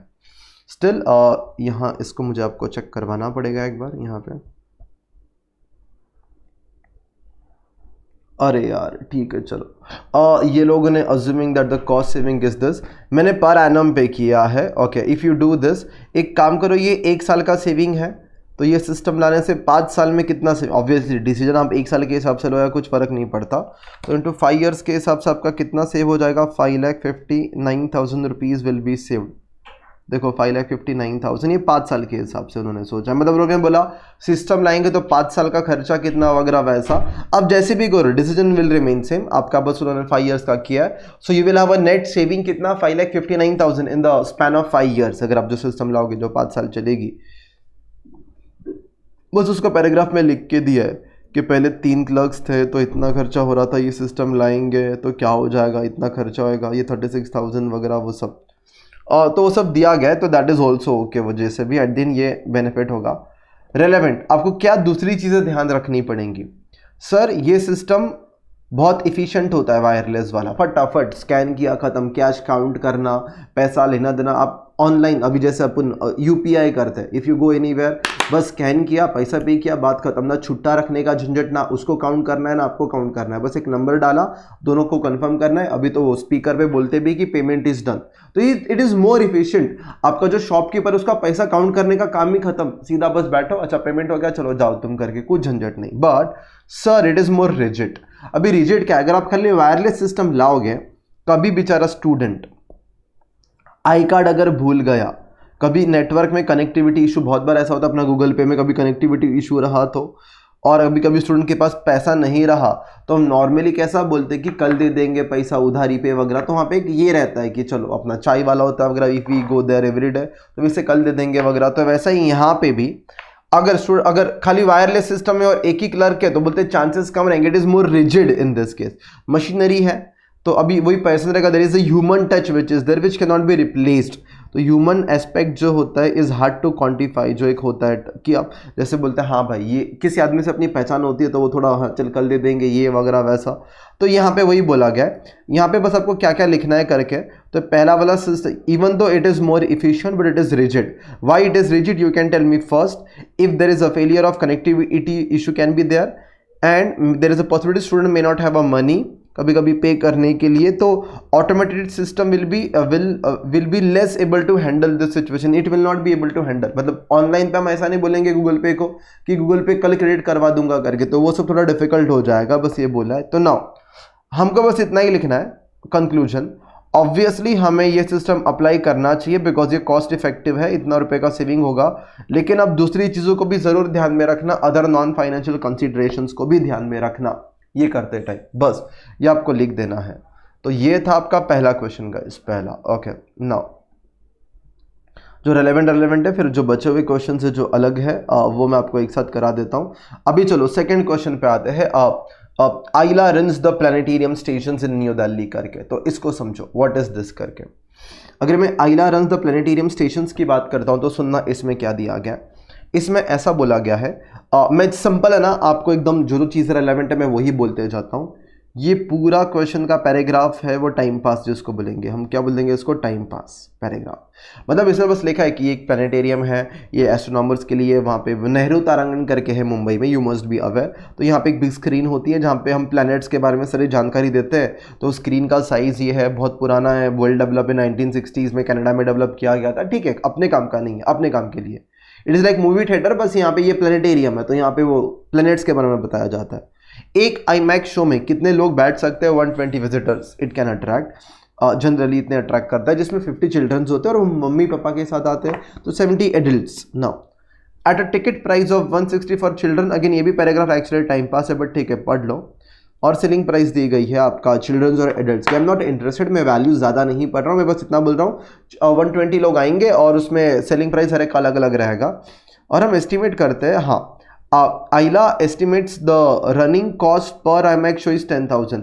अगर आप एक शो रन करोगे तो सर एसी वगैरह चालू करना पड़ेगा, स्पीकर, वो स्क्रीन चालू होगा, 2-4 वर्कर अपॉइंट होंगे जो वो जो स्क्रीन चालू बंद करेंगे देखेंगे, तो ये सब चीज़ों में साफ सफाई करनी पड़ेगी। टोटल मिला के 10,000 का खर्चा एक शो का होता है। In addition fix cost of 7,500 are allocated, ये इग्नोर करो। अलोकेटेड मतलब to each show based on the annual estimate of the number of IMAX shows। मतलब मैंने पूरे साल में ऐसा कुछ सोचा रहेगा कि मेरे 75,000 का खर्चा है और मैंने सोचा रहेगा मैं 10 शोज़ करने वाला हूँ, तो 75,000 डिवाइड बाई 10, तो पर शो का 7,500 अलोकेट किया है। आप शोज़ 9 भी करोगे ना तो भी पूरे साल का खर्चा उतना ही रहने वाला है, तो ये स्पेसिफिकली नहीं हो रहा है खर्चा, ये आपको समझना है। मेरे को बस इतना ही जानना है, एक ही कॉस्ट है जो फिक्स कॉस्ट है जो स्पेसिफिकली हो रहा है। शो करोगे तो आपको 10,000 देना पड़ेगा वो शो रन करने का, डन। अभी है ना, Hobart School has approached Ayla about scheduling an extra show for its class, we can say that 8 student। तो क्लास 8 के बच्चों के लिए हम लोग कुछ शो वगैरह रन करने की सोच रहे हैं। तो देखना है यहाँ पे 100 बच्चे आएंगे। हम कौन है सर, हम आइला है। हमारे पास कौन आया है, स्कूल आया है। वो बोलता है देखो हमारे पास 100 बच्चे रहने वाले हैं, उसके साथ 5 टीचर्स भी रहेंगे, एक एक्स्ट्रा शो आपको बताना है 8 वाले क्लास बच्चों के लिए। उनको हम लोग बताना चाहते हैं प्लैनेट्स एंड सोलर सिस्टम के बारे में, a feature that is currently showing ये। The school has asked Ayla for the price code. अभी you are Ayla, you need to quote the price, selling price आपको कोट करनी है, कितना रुपये आप चार्ज करोगे एक शो का। The special show will take place at 8:30 AM when the IMAX is not usually open। तो हो सकता है IMAX अराउंड 10 बजे ओपन होता हो, हम 8:30 को ये शो करने वाले हैं। तो अगर आप ये शो 8:30 को करोगे, please you need to understand, अगर आप ये शो 8:30 को करोगे तो there is one benefit. Sir क्या बेनिफिट होगा, सुनना, आपका अपॉर्चुनिटी कॉस्ट नहीं रहेगा। आपको समझता है भाई, अगर ये शो 10 o'clock का होता तो हम क्या बोलते हैं, अगर ये शो हम स्कूल वाले को दे रहे हैं, अगर ये नहीं देते तो कोई और दूसरे लोग आके देखते तो कितना रुपया आता। तो वैसा कुछ है नहीं, वैसे भी वो थिएटर बंद रहता है 8:30 मॉर्निंग को, तो ठीक है। Recommend what is the minimum amount that Aila should charge. Anybody can give me the answer in the chat box कि आइला को कितना रुपया मिनिमम चार्ज करना चाहिए। Hello 10,000 if you understand, because एक शो रन करने का मेरा कॉस्ट कितना है, ओनली 10,000, तो minimum 10,000 I should get, other than that there is no other cost. Minimum 10,000 मुझे कैसे भी मिलना चाहिए। हेलो क्लियर होता है ये चीज, एक बार यस या तो हाँ बोल दो, हाँ done. So I should get minimum 10,000 for that matter, तो मुझे कम से कम 10,000 मिलना चाहिए because that is my cost. And is there any opportunity cost of this, I will write this कि 10,000 should be my minimum quotation, minimum इतना मिलना चाहिए। लेकिन इसके अलावा मैंने क्या क्या इग्नोर किया, तो मैंने सेलिंग प्राइजेस वगैरह इग्नोर किए बिकॉज शो कब रन हो रहा है 8:30 को, तो अपॉर्चुनिटी कॉस्ट नहीं है।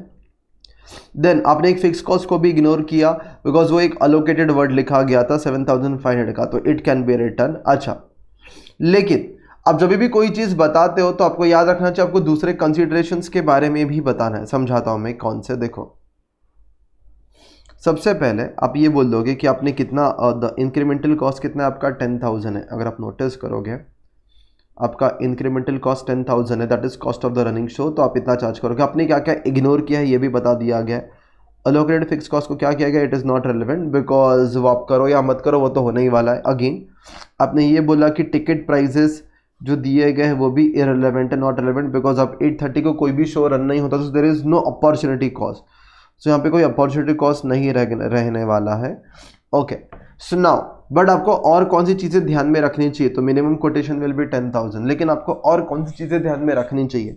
सर सबसे पहला ऐसा हो सकता है, सर जनरली ऐसा होता भी है, थिएटर होता है तो सर जो लोग मूवी देखने आते हैं उनके लिए खाने पीने का इंतज़ाम भी हम लोग करते हैं, उनके लिए खाने पीने का इंतज़ाम भी हम लोग करते हैं। तो अगर यहाँ पर देखना इन दिस केस अगर मैं आपको बोलूँ, सो इन दिस केस अगर आप खाने पीने का इंतज़ाम कर रहे हो तो समझना यहाँ पे कैसा होगा। हो सकता है वहाँ से भी आपको पैसा जनरेट हो। तो जो कैफेटेरिया है ना वहाँ पे लोग खाने पीने आते हैं ना, अगर 120 लोग वगैरह आते हैं पिक्चर देखने, तो कुछ लोग खाना पीना खाते हैं, उससे कंपनी को 2,000 का कंट्रीब्यूशन जनरेट होता है, रुपया फायदा जनरेट होता है। कंट्रीब्यूशन बोला है मैंने वर्ड, हाँ। तो आई कैन से मैं 8,000 में भी मैं बेच सकता हूँ शो इनको, स्कूल वालों को। क्यों? बिकॉज 10,000 इवन तो it is my cost, but अगर लोग आएंगे खाना खाएंगे तो कैंटीन में 2,000 का कॉन्ट्रीब्यूशन जनरेट होगा, तो मिनिमम कोटेशन विल बी 8,000। देखो यहाँ पे लिखा गया रहेगा, does the station have a souvenir shop or the cafeteria? If so, many students are likely to buy the food and souvenirs, thereby increasing the contribution. In turn, it would reduce the minimum price quote. तो जितने से contribution आएगा उतना आपका price code आप कम कर सकते हो, बिकॉज एट दी एंड तो आपको कॉस्ट फिर उतना ही लगेगा। आप बोलोगे कि 10,000 लेकिन 2,000 का प्रॉफिट भी तो हो ही रहा है, तो मेरा नेट कॉस्ट 8 है, तो मिनिमम 8 के ऊपर कुछ देना चाहिए। 9 दिया तो भी चलेगा, मेरे लिए फ़ायदा ही है, बिकॉज मेरा कॉस्ट तो 8 ही रहेगा। मेरा एक जगह पे कॉस्ट 10 लग रहा है शो का, 2,000 का मुझे ये भी जनरेट हो रहा है, और तो मेरा कॉस्ट 8 ही लग रहा है, और सामने वाला 9 भी दे रहा है, तो ठीक है ना अगर ये शो देखने का वैसा। अच्छा, दूसरा फ्यूचर रेवेन्यू के बारे में भी सोचो। पहले करंट रेवेन्यू की हमने कम करने की बात की। सर अभी अगर ये बच्चे आएंगे तो हो सकता है अगर एक बार आएंगे तो हमने उसको अट्रैक्ट किया अभी के लिए, तो नेक्स्ट टाइम वो अपने मम्मी पापा को या अपने दोस्तों को भी लेके आएंगे, तो उस केस में मतलब नहीं उनको याद रहेगा अच्छा शो था करके, तो लेट्स गो देयर, वापस वो देखते क्या है प्लेनेटेरियम के बारे में। तो लोग फ्यूचर में स्टूडेंट्स में रिटर्न विद देयर पेरेंट्स वगैरह, thereby increasing the future revenue, ये भी ध्यान में रखो। और कंपनी का मेन यहाँ पे are thus costs linked with the special showing, these are not included 10,000 cost is a हाँ। अच्छा यहाँ पे ऐसा बोला गया है कि जो 10,000 का कॉस्ट है सर, इसको लिखते टाइम कुछ खर्चा रह गया है क्या? मतलब सर एक ओटी का खर्चा भी तो आ सकता है over time. Sir normally show 10 बजे चालू होता है, आप 8:30 को चालू कर रहे हो, तो वर्कर को अगर 1,000 रुपया और देना पड़ रहा है ना, तो आपका खर्चा 11,000 बोल देंगे हम लोग। 10,000 नॉर्मली होता है, प्लस बिकॉज आप वर्कर को मॉर्निंग में अर्ली बुला रहे हो, यू मे हैव टू पे द ओटी का कॉस्ट, तो late us say you can add 1,000 for that matter, तो आप 1,000 ऐड कर सकते हो, तो वो 11 हो जाएगा इन दिस केस। तो या तो अगर कुछ और भी खर्चा लिंक्ड है बिकॉज स्पेशल शोइंग है ये 8:30 को, तो if that is there you can add like over time premium करके, for example over time premium. Okay, so बस तो ओवरऑल आपको उस हिसाब से बेस्ट प्राइस आपको चार्ज करनी है। तो क्या क्या बोला मैं आपको बता देता हूँ। सबसे पहले एक शो रन करने का आपका कितना रुपया जाता है, अगर आप देखोगे अभी हम कर रहे हैं TYK 2, तो अगर आप देखोगे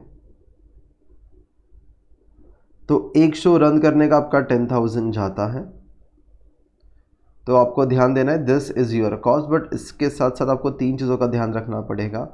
अगर आपका कैफेटेरिया है तो अगर कैफ़े वगैरह है लेटस से, और कैफ़े से अगर कुछ कंट्रीब्यूशन जनरेट होता है तो आप उससे जो लेटस से 2,000 का, तो आप बोलोगे 10,000 माइनस 2,000 8,000, या तो आप ऐसा भी बोल सकते हो because it is a special, so OT कराना पड़ता है, तो आप 10,000 प्लस 1,000 का जो OT का कॉस्ट है वो भी ऐड कर दोगे और कॉस्ट 11,000 बोल दोगे।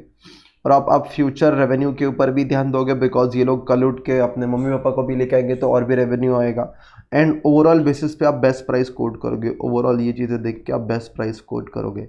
इवन एक और चीज़ भी ऐड करते हैं वैसे लोग कि because the main objective of planetarium is to have the awareness among the people about this, planets, ये मेन ऑब्जेक्टिव था कि लोगों तक हमें पहुंचाना है कि प्लैनेट्स वगैरह क्या होते हैं। एजुकेशनल मिशन अगर वैसा है कि लोगों तक अवेयरनेस वगैरह पहुंचाना है फॉर बेटरमेंट ऑफ स्टूडेंट, तो अब ज़्यादा फीस आप जो बोलोगे चलो थोड़ा सब्सिडाइज रेट पे भी दे देते हैं, लेकिन वैसा तो even it can be taken care of वैसा। और ओवरऑल आप फिर बेस्ट प्राइस चार्ज करोगे, फाइनेंशियल और नॉन फाइनेंशियल दोनों को ध्यान में रखते हुए। डन। तो ये हो गया हमारा सेकंड क्वेश्चन। नाउ अगर हम देखते हैं तो यहाँ पे, तो यहाँ तक होने के बाद चलो आगे अगर हम कोई क्वेश्चन पे जाते हैं, ये ग्राफ वाला है, ये वाई कनेक्शन, चलो ये भी एक छोटा सा क्वेश्चन है, ये कर लेते हैं टी वाई के फाई करके। Okay so let's have a look, T Y K फाई कर लेते हैं। चलो देखते हैं क्या दिया गया है करके। तो let's have a look, T Y K फाई को देखते हैं। क्वेश्चन नंबर 5 पे क्या क्या डेटा दिया गया है।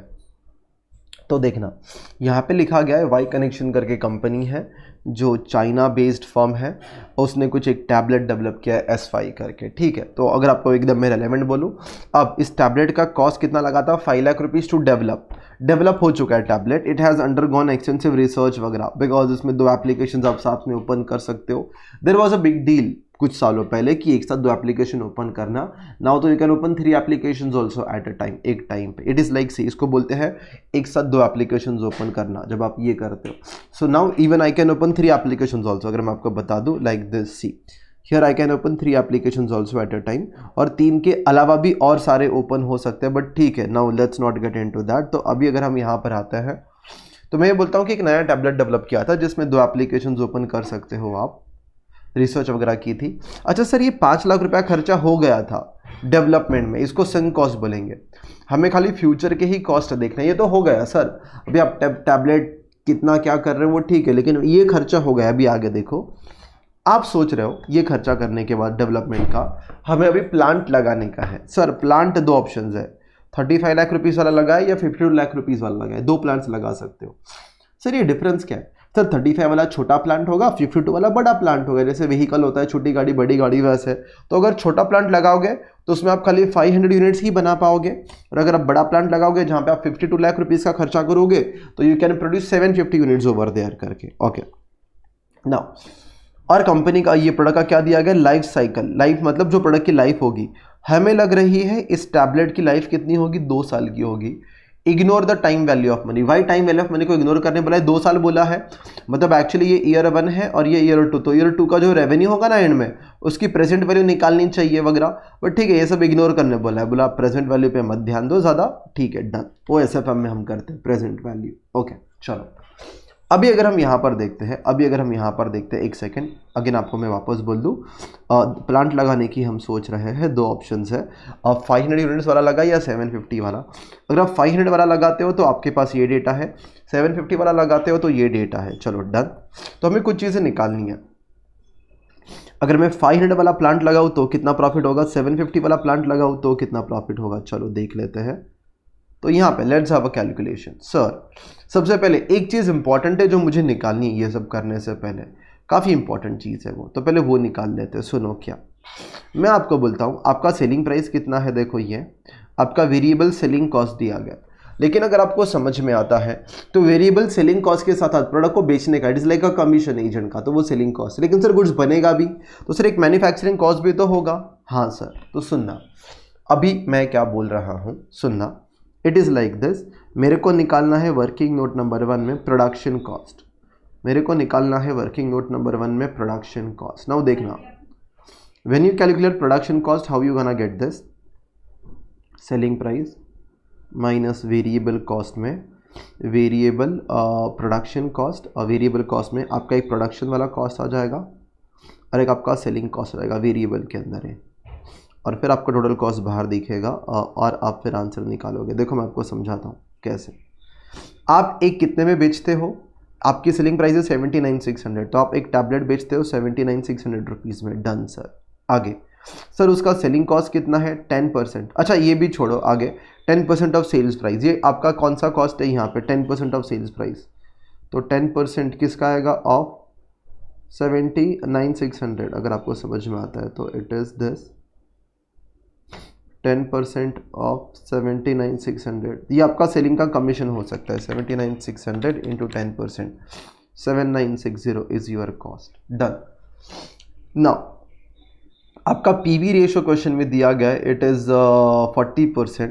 इट मीन्स 100 का सेल होगा तो 40 रुपये का, एक सेकेंड, पीवी रेशियो कितना है 40%, मतलब कंट्रीब्यूशन 40 होगा और ये 60 होगा इन terms of percentages. Please understand, ये इन टर्म्स ऑफ परसेंटेजेस है, ये इन terms of rupees per unit है. तो सर एक टैबलेट आप 7,600 का बेचते हो तो उसके बीच आप कितना कंट्रीब्यूशन कमाते रहोगे? That is calculate contribution. It is 79,600 into 40%. तो 79,600 इंटू 40%, तो आपको मिल जाएगा 3840. तो आपका variable cost will be the balancing figure minus 79,600, तो आपका वेरिएबल कॉस्ट रहेगा 47,760. और अगर उसमें से ये वाला खर्चा इतना है तो आपका बचा हुआ कितना रहेगा करके पैसा. या तो अगर आपको ये स्टेटमेंट कॉम्प्लिकेटेड लग रहा है, I can give you one more statement. पहले आप sales minus variable, sales minus contribution कर दो तो आपको वेरिएबल कॉस्ट मिल जाएगा. चलो ऐसा करते हैं, ये आपको इजी लगेगा. 79,600 में से अगर मैं बोलूँ ये कितना रहेगा कंट्रीब्यूशन 40%, बिकॉज पीवी रेशियो 40% है, मतलब 40% इज योर कंट्रीब्यूशन. तो 38,140, तो आपका वेरिएबल कॉस्ट रहेगा 47,760. ये टोटल वेरिएबल कॉस्ट है. इसमें से अगर मैं वेरिएबल कॉस्ट सेलिंग वाला निकाल तो वेरिएबल कॉस्ट कौन सा वाला, सेलिंग वाला, तो मेरा जो वेरिएबल कॉस्ट बचेगा वो मैन्युफैक्चरिंग वाला बचेगा, प्रोडक्शन वाला, कि गुड्स को बनाने के लिए कितना वेरिएबल कॉस्ट लगता है.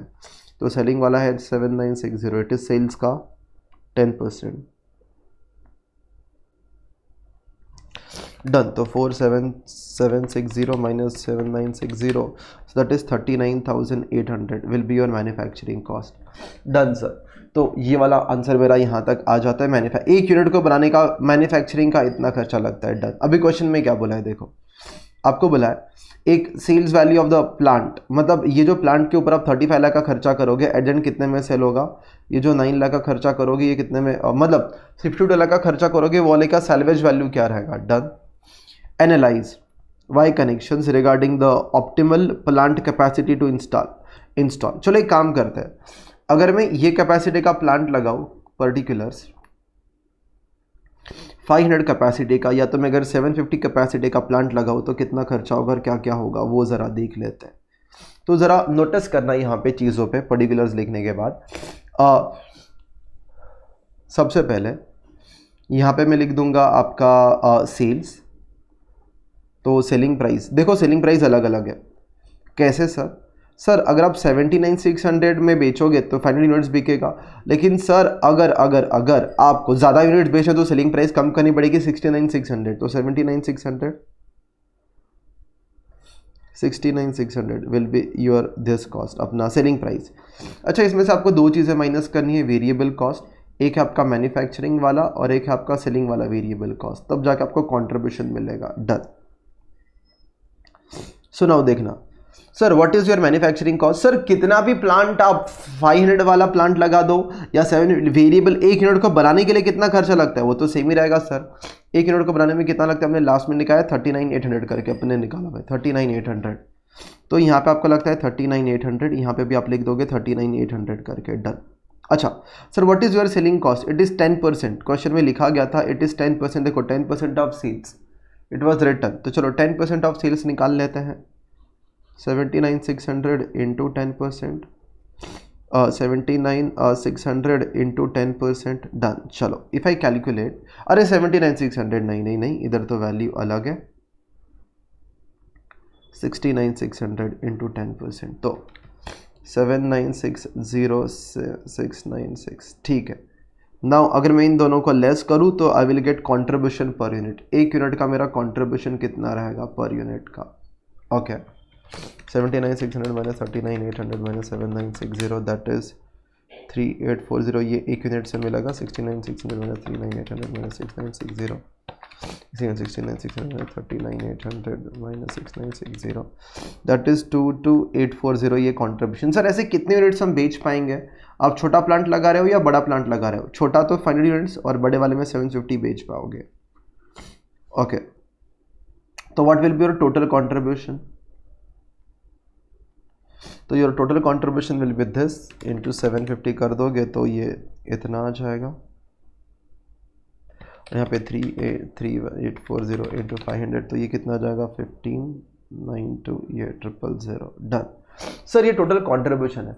अब ये टोटल कंट्रीब्यूशन आने के बाद मेरा एक और भी खर्चा है सर, ये तो सारा हो गया सर। ये यहाँ पे देखो कंट्रीब्यूशन दिया नहीं था, ये पीवी रेशियो, इसलिए वो हमें निकालना था, ये दिया नहीं था। We just calculated the things. Now अगर मैं 35 लाख का प्लांट लगाऊंगा, देखो 2 साल की बात हो रही है और 2 साल में हम कितने यूनिट्स बना पाएंगे 500, तो ये 2 साल का ही है पूरा, ये 2 साल का है कि 2 साल में आप इतना कमा पाओगे करके, ये वाला पार्ट ये 2 साल में कमा पाओगे।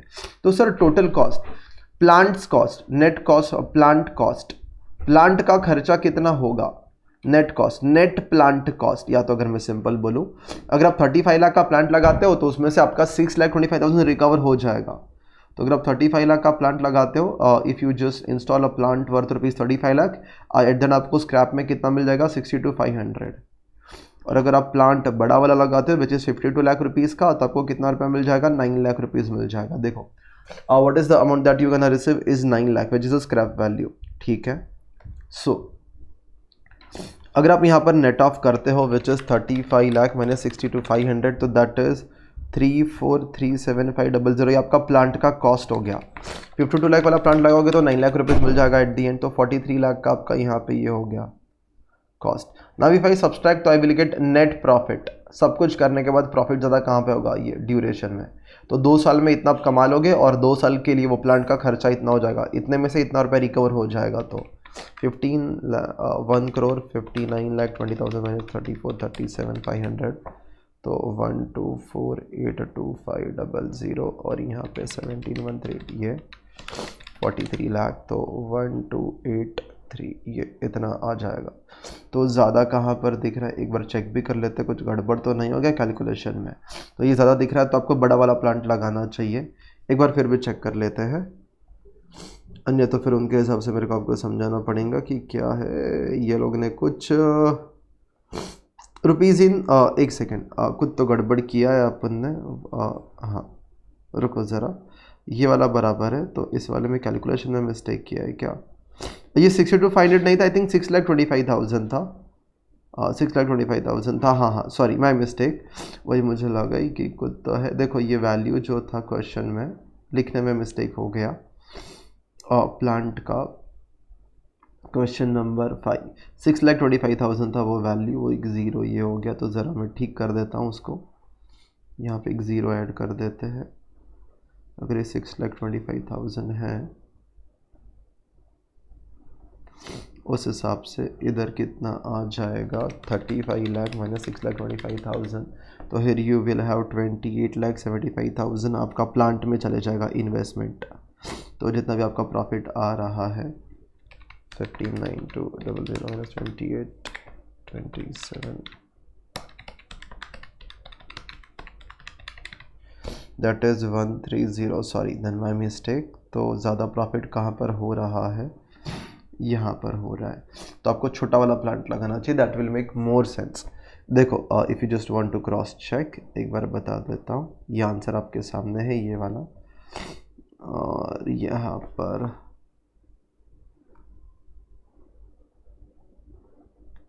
फिफ्थ वाला था वो रुपीज़ इन थाउजेंड्स में किया, तो 3 0 आपको कट करके दिखेंगे इधर, वो रुपीज़ इन थाउजेंड में सॉल्व किया गया, तो वो बस 12380, तो लास्ट के वो 3 0 कट दिखेंगे। बट या सो अपने को ये वाला, और ये development cost is not relevant because वो पास्ट में हो गया है। It doesn't matter which plant you install, वो तो हो ही गया, तो वो दोनों में से सेम माइनस होता है, तो फिर भी क्या फर्क पड़ता है। तो डिसीजन मेकिंग के लिए इरेलेवेंट है, जो दोनों जगह पे सेम है, तो वो पास्ट में खर्चा हो गया तो बात ही खत्म। ओके, सो या on the basis of that you will just give the advice कि आपको एक्सपेक्टेड प्रॉफिट ज़्यादा कहाँ पर दिख रहा है, 500 वाले पे जो लो वॉल्यूम है, यूनिट जहाँ पे आप कम बेच रहे हो।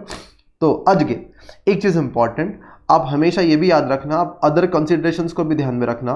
Other non financial considerations are also taken into considerations given the due importance as they account for actions that may not contribute directly to the profit in the short run. Like this, may be company का objective है market share को capture करना, तो आपका हो सकता है कि 500 यूनिट्स पे ज़्यादा प्रॉफिट दिख रहा है, बट कंपनी वांट्स कि मार्केट में मेरा शेयर ज़्यादा हो, जिससे मैं आगे मेरा नाम बना पाऊँ, ब्रांड वगैरह पे सर ज़्यादा लोगों तक मैं अभी पहुंचूंगा तो मेरे नेक्स्ट प्रोडक्ट की भी उनको हैबिट हो जाएगी। मतलब वंस आई बाई सैमसंग का फोन तो मैं नेक्स्ट टाइम सैमसंग का ही खरीदता है। तो अगर if you want to capture the market, जिससे मेरे नेक्स्ट प्रोडक्ट को बेनिफिट हो, जब मैं कुछ लॉन्च करूँ तो ज़्यादा लोग डिमांड में रहे, मतलब वही खरीदे।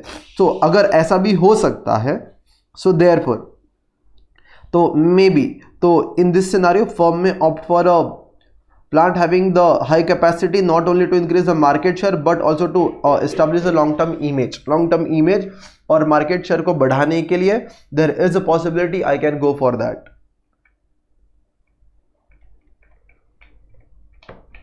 ओके तो यहां तक का आपका पार्ट क्लियर है। ओके आगे बढ़ते हैं।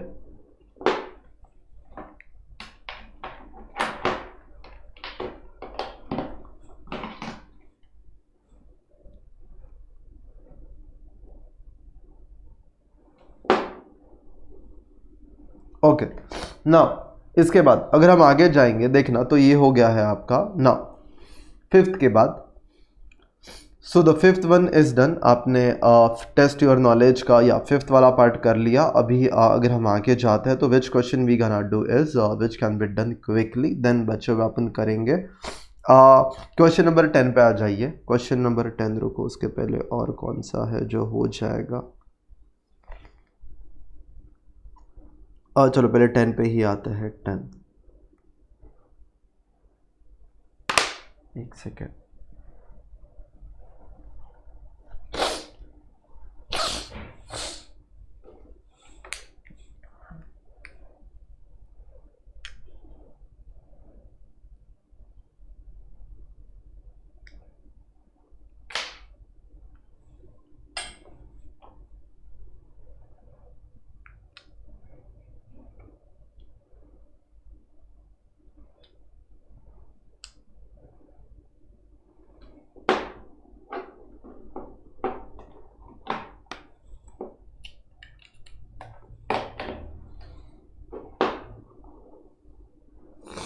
ओके चलो क्वेश्चन नंबर 10 देखते हैं। छोटा सा क्वेश्चन है ये भी, दिखने में खाली बड़ा है, एज सच कुछ है नहीं उसके अंदर। 10 चलो let's have look. So we are directly referring the module so that you can have idea कि ये चीज़ें हैं। देखो सुनो, NC N2 कंपनी, ये डेटा है, सारा टाइम पास है। ये कुछ फायर एक्सटिंग्विशर बनाता है। अब ऑब्वियसली फायर एक्सटिंग्विशर बनाने के लिए ना बहुत ज़्यादा कॉम्प्लिकेटेड रॉ मटेरियल्स लगेंगे, जिनका नाम आपको मेरे को नाइट्रोजन पाइप, मीटर, नोजल लगेगा, हीटिंग प्रोसेस, फायर एक्सटिंग्विशर। ये मेरे काम का नहीं है। मेरे काम का सिंपल ये है कि ये सारा क्या है, मटीरियल है, और उस मटेरियल का कॉस्ट है 1500, दैट्स इट। इसके अलावा मेरे काम का और कुछ नहीं, आपको बस डराने के लिए ऐसा करके दे दिया गया है। ओके और यहाँ पे बोला भी है कि हम जो ये सिलेंडर बनाते, फायर एक्सटिंग्विशर बनाते, तो 2 गैलन का सिलेंडर होता है जो 10 pounds of multipurpose dry chemical ये वगैरह, वो कुछ काम का नहीं है। सिंपल है, पर फायर एक्सटिंग्विशर प्राइस कैसे निकलती है, सारा टाइम पास है। एक कंपनी है N2 जो फायर एक्सटिंग्विशर बनाती है और उसका प्राइस का कंपटीशन दिया गया है। तो सबसे पहले ये आपका डायरेक्ट मटेरियल कॉस्ट है, सिंपल है, फिर यहाँ से लेबर शुरू हो जाएगा और दूसरे सारे खर्चे होके इतना खर्चा आ जाएगा। अच्छा मैं आपको बताता हूँ, सुनो, क्या ये मेरा वेरिएबल कॉस्ट है? यस, जितने फायर एक्सटिंग्विशर बनेंगे उतना खर्चा लगेगा। ये भी खर्चा वेरिएबल है लेबर का, ये भी खर्चा वेरिएबल है टेस्टिंग, जितने फायर एक्सटिंग्विशर बनाओगे उतना टेस्टिंग करना पड़ेगा पर यूनिट पे। ये वेरिएबल वर्ड लिख ही दिया तो ये वेरिएबल है। और एक्सपोर्ट क्लियरेंस चार्जेस वगैरह देने पड़ते, दैट इज़ अ वेरिएबल। जितने आप प्रोडक्ट एक्सपोर्ट करोगे उतने उसके चार्जेस रहेंगे। यहाँ पे एक ही वर्ड है which is a fix cost, तो ये आपका एक फिक्स कॉस्ट है जो फिक्स ओवरहेड करके लिख दिया है। तो टोटल 1980 को मैं 2 पार्ट में डिवाइड कर सकता हूँ, what is my variable and what is my fixed. तो अगर मेरा फिक्स वाला पोर्शन 100 है तो 1980 माइनस 100, तो मेरा वेरिएबल वाला पोर्शन 1880 रहेगा। प्लीज़ अंडरस्टैंड दिस कि 1980 में से अगर ऊपर वाला 100 है वो मेरा फिक्स पोर्शन है, मेरा वेरिएबल वाला 1880 रहेगा। नाउ मार्कअप मैंने ऐड किया है और मेरे को प्राइस मिल गई है और मैंने इसको USD टू INR कन्वर्ट किया, USD to INR which is 65। तो ये रुपीज़ है। इट इज़ लाइक दिस कि $1 इज इक्वल टू कितना रुपया, 67 रुपया। तो सर अगर ये 2178 रुपीज़ है तो cross multiply, that is 2178 divide by 67 करोगे तो आपका डॉलर में कन्वर्जन होगा 32.51। तो ये प्राइस आपने कोट की है, आई कैन से ये प्राइस आपने कोट की है 32.1, ये डॉलर में कोट की, ये डॉलर के अंदर है। प्राइस इन यूएसडी, और ये ऊपर वाला ये आईएनआर में था, ये वाला प्राइस आईएनआर में था, ऊपर वाला ये रुपीज़ में था। सर आफ्टर कोटेशन, अच्छा मुझे कुछ एक एक्सपोर्ट ऑर्डर आया है, that is why I quoted this price. There is one bid और ऑफर आ गया है, एक्सपोर्ट का कॉन्ट्रैक्ट आया है 20,000 कमर्शियल फायर एक्सटिंग्विशर सप्लाई करने का। मैं फायर एक्सटिंग्विशर बनाता हूं और मुझे ये ऑफर आया फायर एक्सटिंग्विशर को सप्लाई करने का। इन दिस केस अगर आप देखोगे फायर एक्सटिंग्विशर मैंने एक्सपोर्ट के लिए ये वाला प्राइस कोट किया भाई, मैं एक इसका डॉलर में कोट करेंगे तो मैंने कोट किया 32.5, तो वो सामने वाला भी कुछ बार्गेन करेगा। So after the quotation of this price which is 32.51, the buyer is negotiating the price and ready to pay only 28.5. Now the question arises whether I should accept the offer or I should reject the offer. Sir, what is the quotation जो उसने दिया है? उसने दिया है 28.5 का quotation. उसने कितना कोटेशन दिया है? 28.5 का कोटेशन। तो सर अभी इस केस में क्या करना चाहिए जरा आप बता दो। तो देखो 28.5 के लिए क्या करेंगे, हम हमारा रियल कॉस्ट निकालेंगे। मेरा रियल कॉस्ट है ना, अगर आप देखोगे सबसे पहले वो 1980 है ही नहीं। मेरा जो हमने प्रॉफिट यहाँ पे मार्कअप भी ऐड किया है 10% का, ओके, और तब जाके प्राइस मिला है। अब मैं बोलता हूँ what is my real cost, my real cost is only 1180। तो अगर मैं आपको सिंपल बोलूँ व्हाट इज माय वेरिएबल, तो मैं सबसे पहले तो मेरा टोटल कॉस्ट लिख दूंगा। मेरा वेरिएबल कॉस्ट अगर मुझे निकालना है तो सिंपल इधर कितना आ जाएगा 18, ये या तो चलो अगर आपके लिए वो लिखने के लिए ईजी हो करके तो कैसा आप लिख दोगे, आप पहले लिख दोगे टोटल कॉस्ट, उसमें से आप फिक्स कॉस्ट निकाल दोगे तो आपका वेरिएबल कॉस्ट बन जाएगा प्रोडक्ट के लिए। तो योर टोटल कॉस्ट इज़ 1980, 19 ये रुपीज़ में चल रहा है, और 100 रुपीज़ अगर आपका ये है तो ये आपका कितना हो जाएगा 1880, ये हो जाएगा आपका वेरिएबल कॉस्ट। तो एक फायर एक्सटिंग्विशर बनाने के लिए आपको बस इतना रुपये का खर्चा होता है, 1880 का खर्चा होता है। Done sir. नाउ अगर इसको मैं कन्वर्ट करूँ, ये इन रुपीज़ है। सो अच्छा, तो वेरिएबल कॉस्ट इन डॉलर अगर कन्वर्ट करना हो तो मुझे सिंपल है डिवाइड कर देना पड़ेगा 67 से। तो बिकॉज 67 इज़ माई प्राइस, तो आप डिवाइड बाई 67 कर दोगे, डिवाइड बाई 67, तो मेरा कॉस्ट कितना आ जाएगा 28.06 आ जाएगा। आप ऐसे भी कर सकते थे $1 इज इक्वल टू ₹67, तो 1880 को डॉलर में कन्वर्ट करूंगा तो क्रॉस मल्टीप्लाई करके तो भी आप कन्वर्ट कर सकते थे, दैट इज ऑल्सो ओके। तो ये अच्छा, और सामने वाला कितना रुपया दे रहा है selling price in dollar, negotiate करके वो फाइनली कितना देने के लिए रेडी है, 28.50 देने के लिए रेडी है। वो 28.50 देने के लिए रेडी है इन डॉलर। तो 28.06 minus 28.5, still I am having a profit if you understand, profit in dollar. तो I am having profit in dollar. अच्छा, इनटू हाउ मेनी यूनिट्स के लिए, तो 20,000 फायर एक्सटिंग्विशर का ऑर्डर है। अगर मैं आपको बता दूं, यहाँ पे देखो आपको लिख के दे दिया है ऊपर, the order is for 20,000 fire extinguisher. तो आपको कितना प्रॉफिट हो जाएगा, you gonna have a profit of $8,800, relevant profit in dollar. So profit in dollar, total profit in dollar I can से यहाँ पे इस एक्सपोर्ट ऑर्डर की वजह से। या तो रुपीज़ में कन्वर्ट करना हो तो इंटू 67 कर दो, तो वो रुपीज़ में कन्वर्ट हो जाएगा into 67, that is 5,89,600 total profit in rupees. And because there is a profit guys that will make sense, total profit in rupees, because there is a profit, where there is a profit I should accept that offer. Okay, आपका वो fix cost थोड़ी जा रहा है वो ये export करने के लिए, तो बेटर है उसको इग्नोर करो, आपका ये स्ट्रक्चर होना चाहिए। तो yes, you should accept the offer. देखते हैं, तो आपको वही बताना है कि एडवाइस, तो जब भी एडवाइस लिख बोलते हैं ना तो थोड़ा पैराग्राफ वगैरह भी 1-2 लाइन लिख दे देगा ना। यहाँ पे लोग ने कैसे किया है ज़रा देख लेते हैं, कौन सा था, 10th वाला था, यस।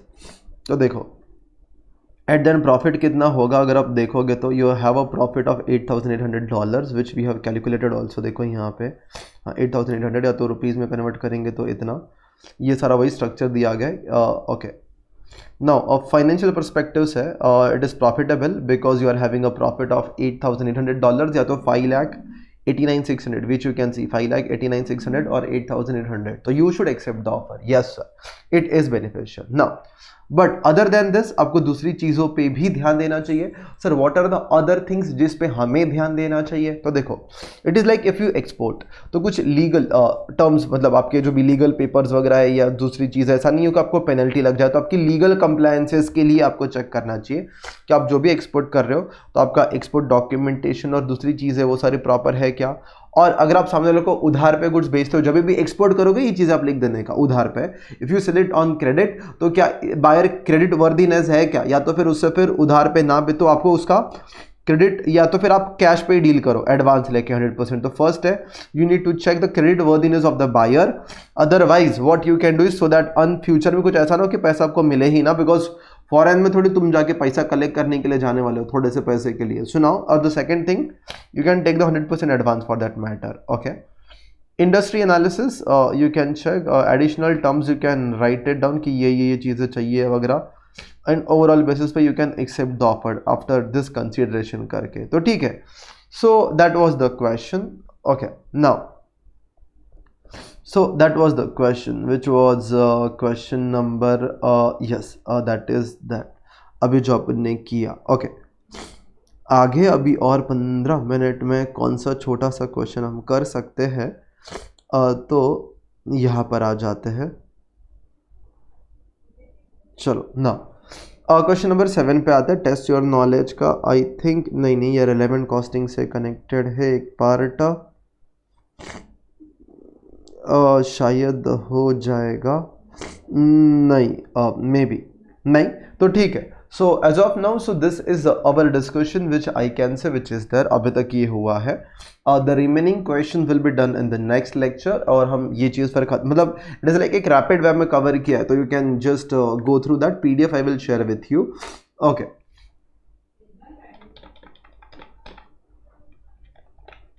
तो अगर आपको वीडियो अच्छा लगा है तो do not like and subscribe, don't forget to like and subscribe. तो भूलना मत लाइक और सब्सक्राइब करने के लिए, और कमेंट भी आप कर सकते हो, it would be grateful thing. Thank you so much, हम मिलते हैं नेक्स्ट लेक्चर में, तब तक के लिए बाय बाय। Yes bye.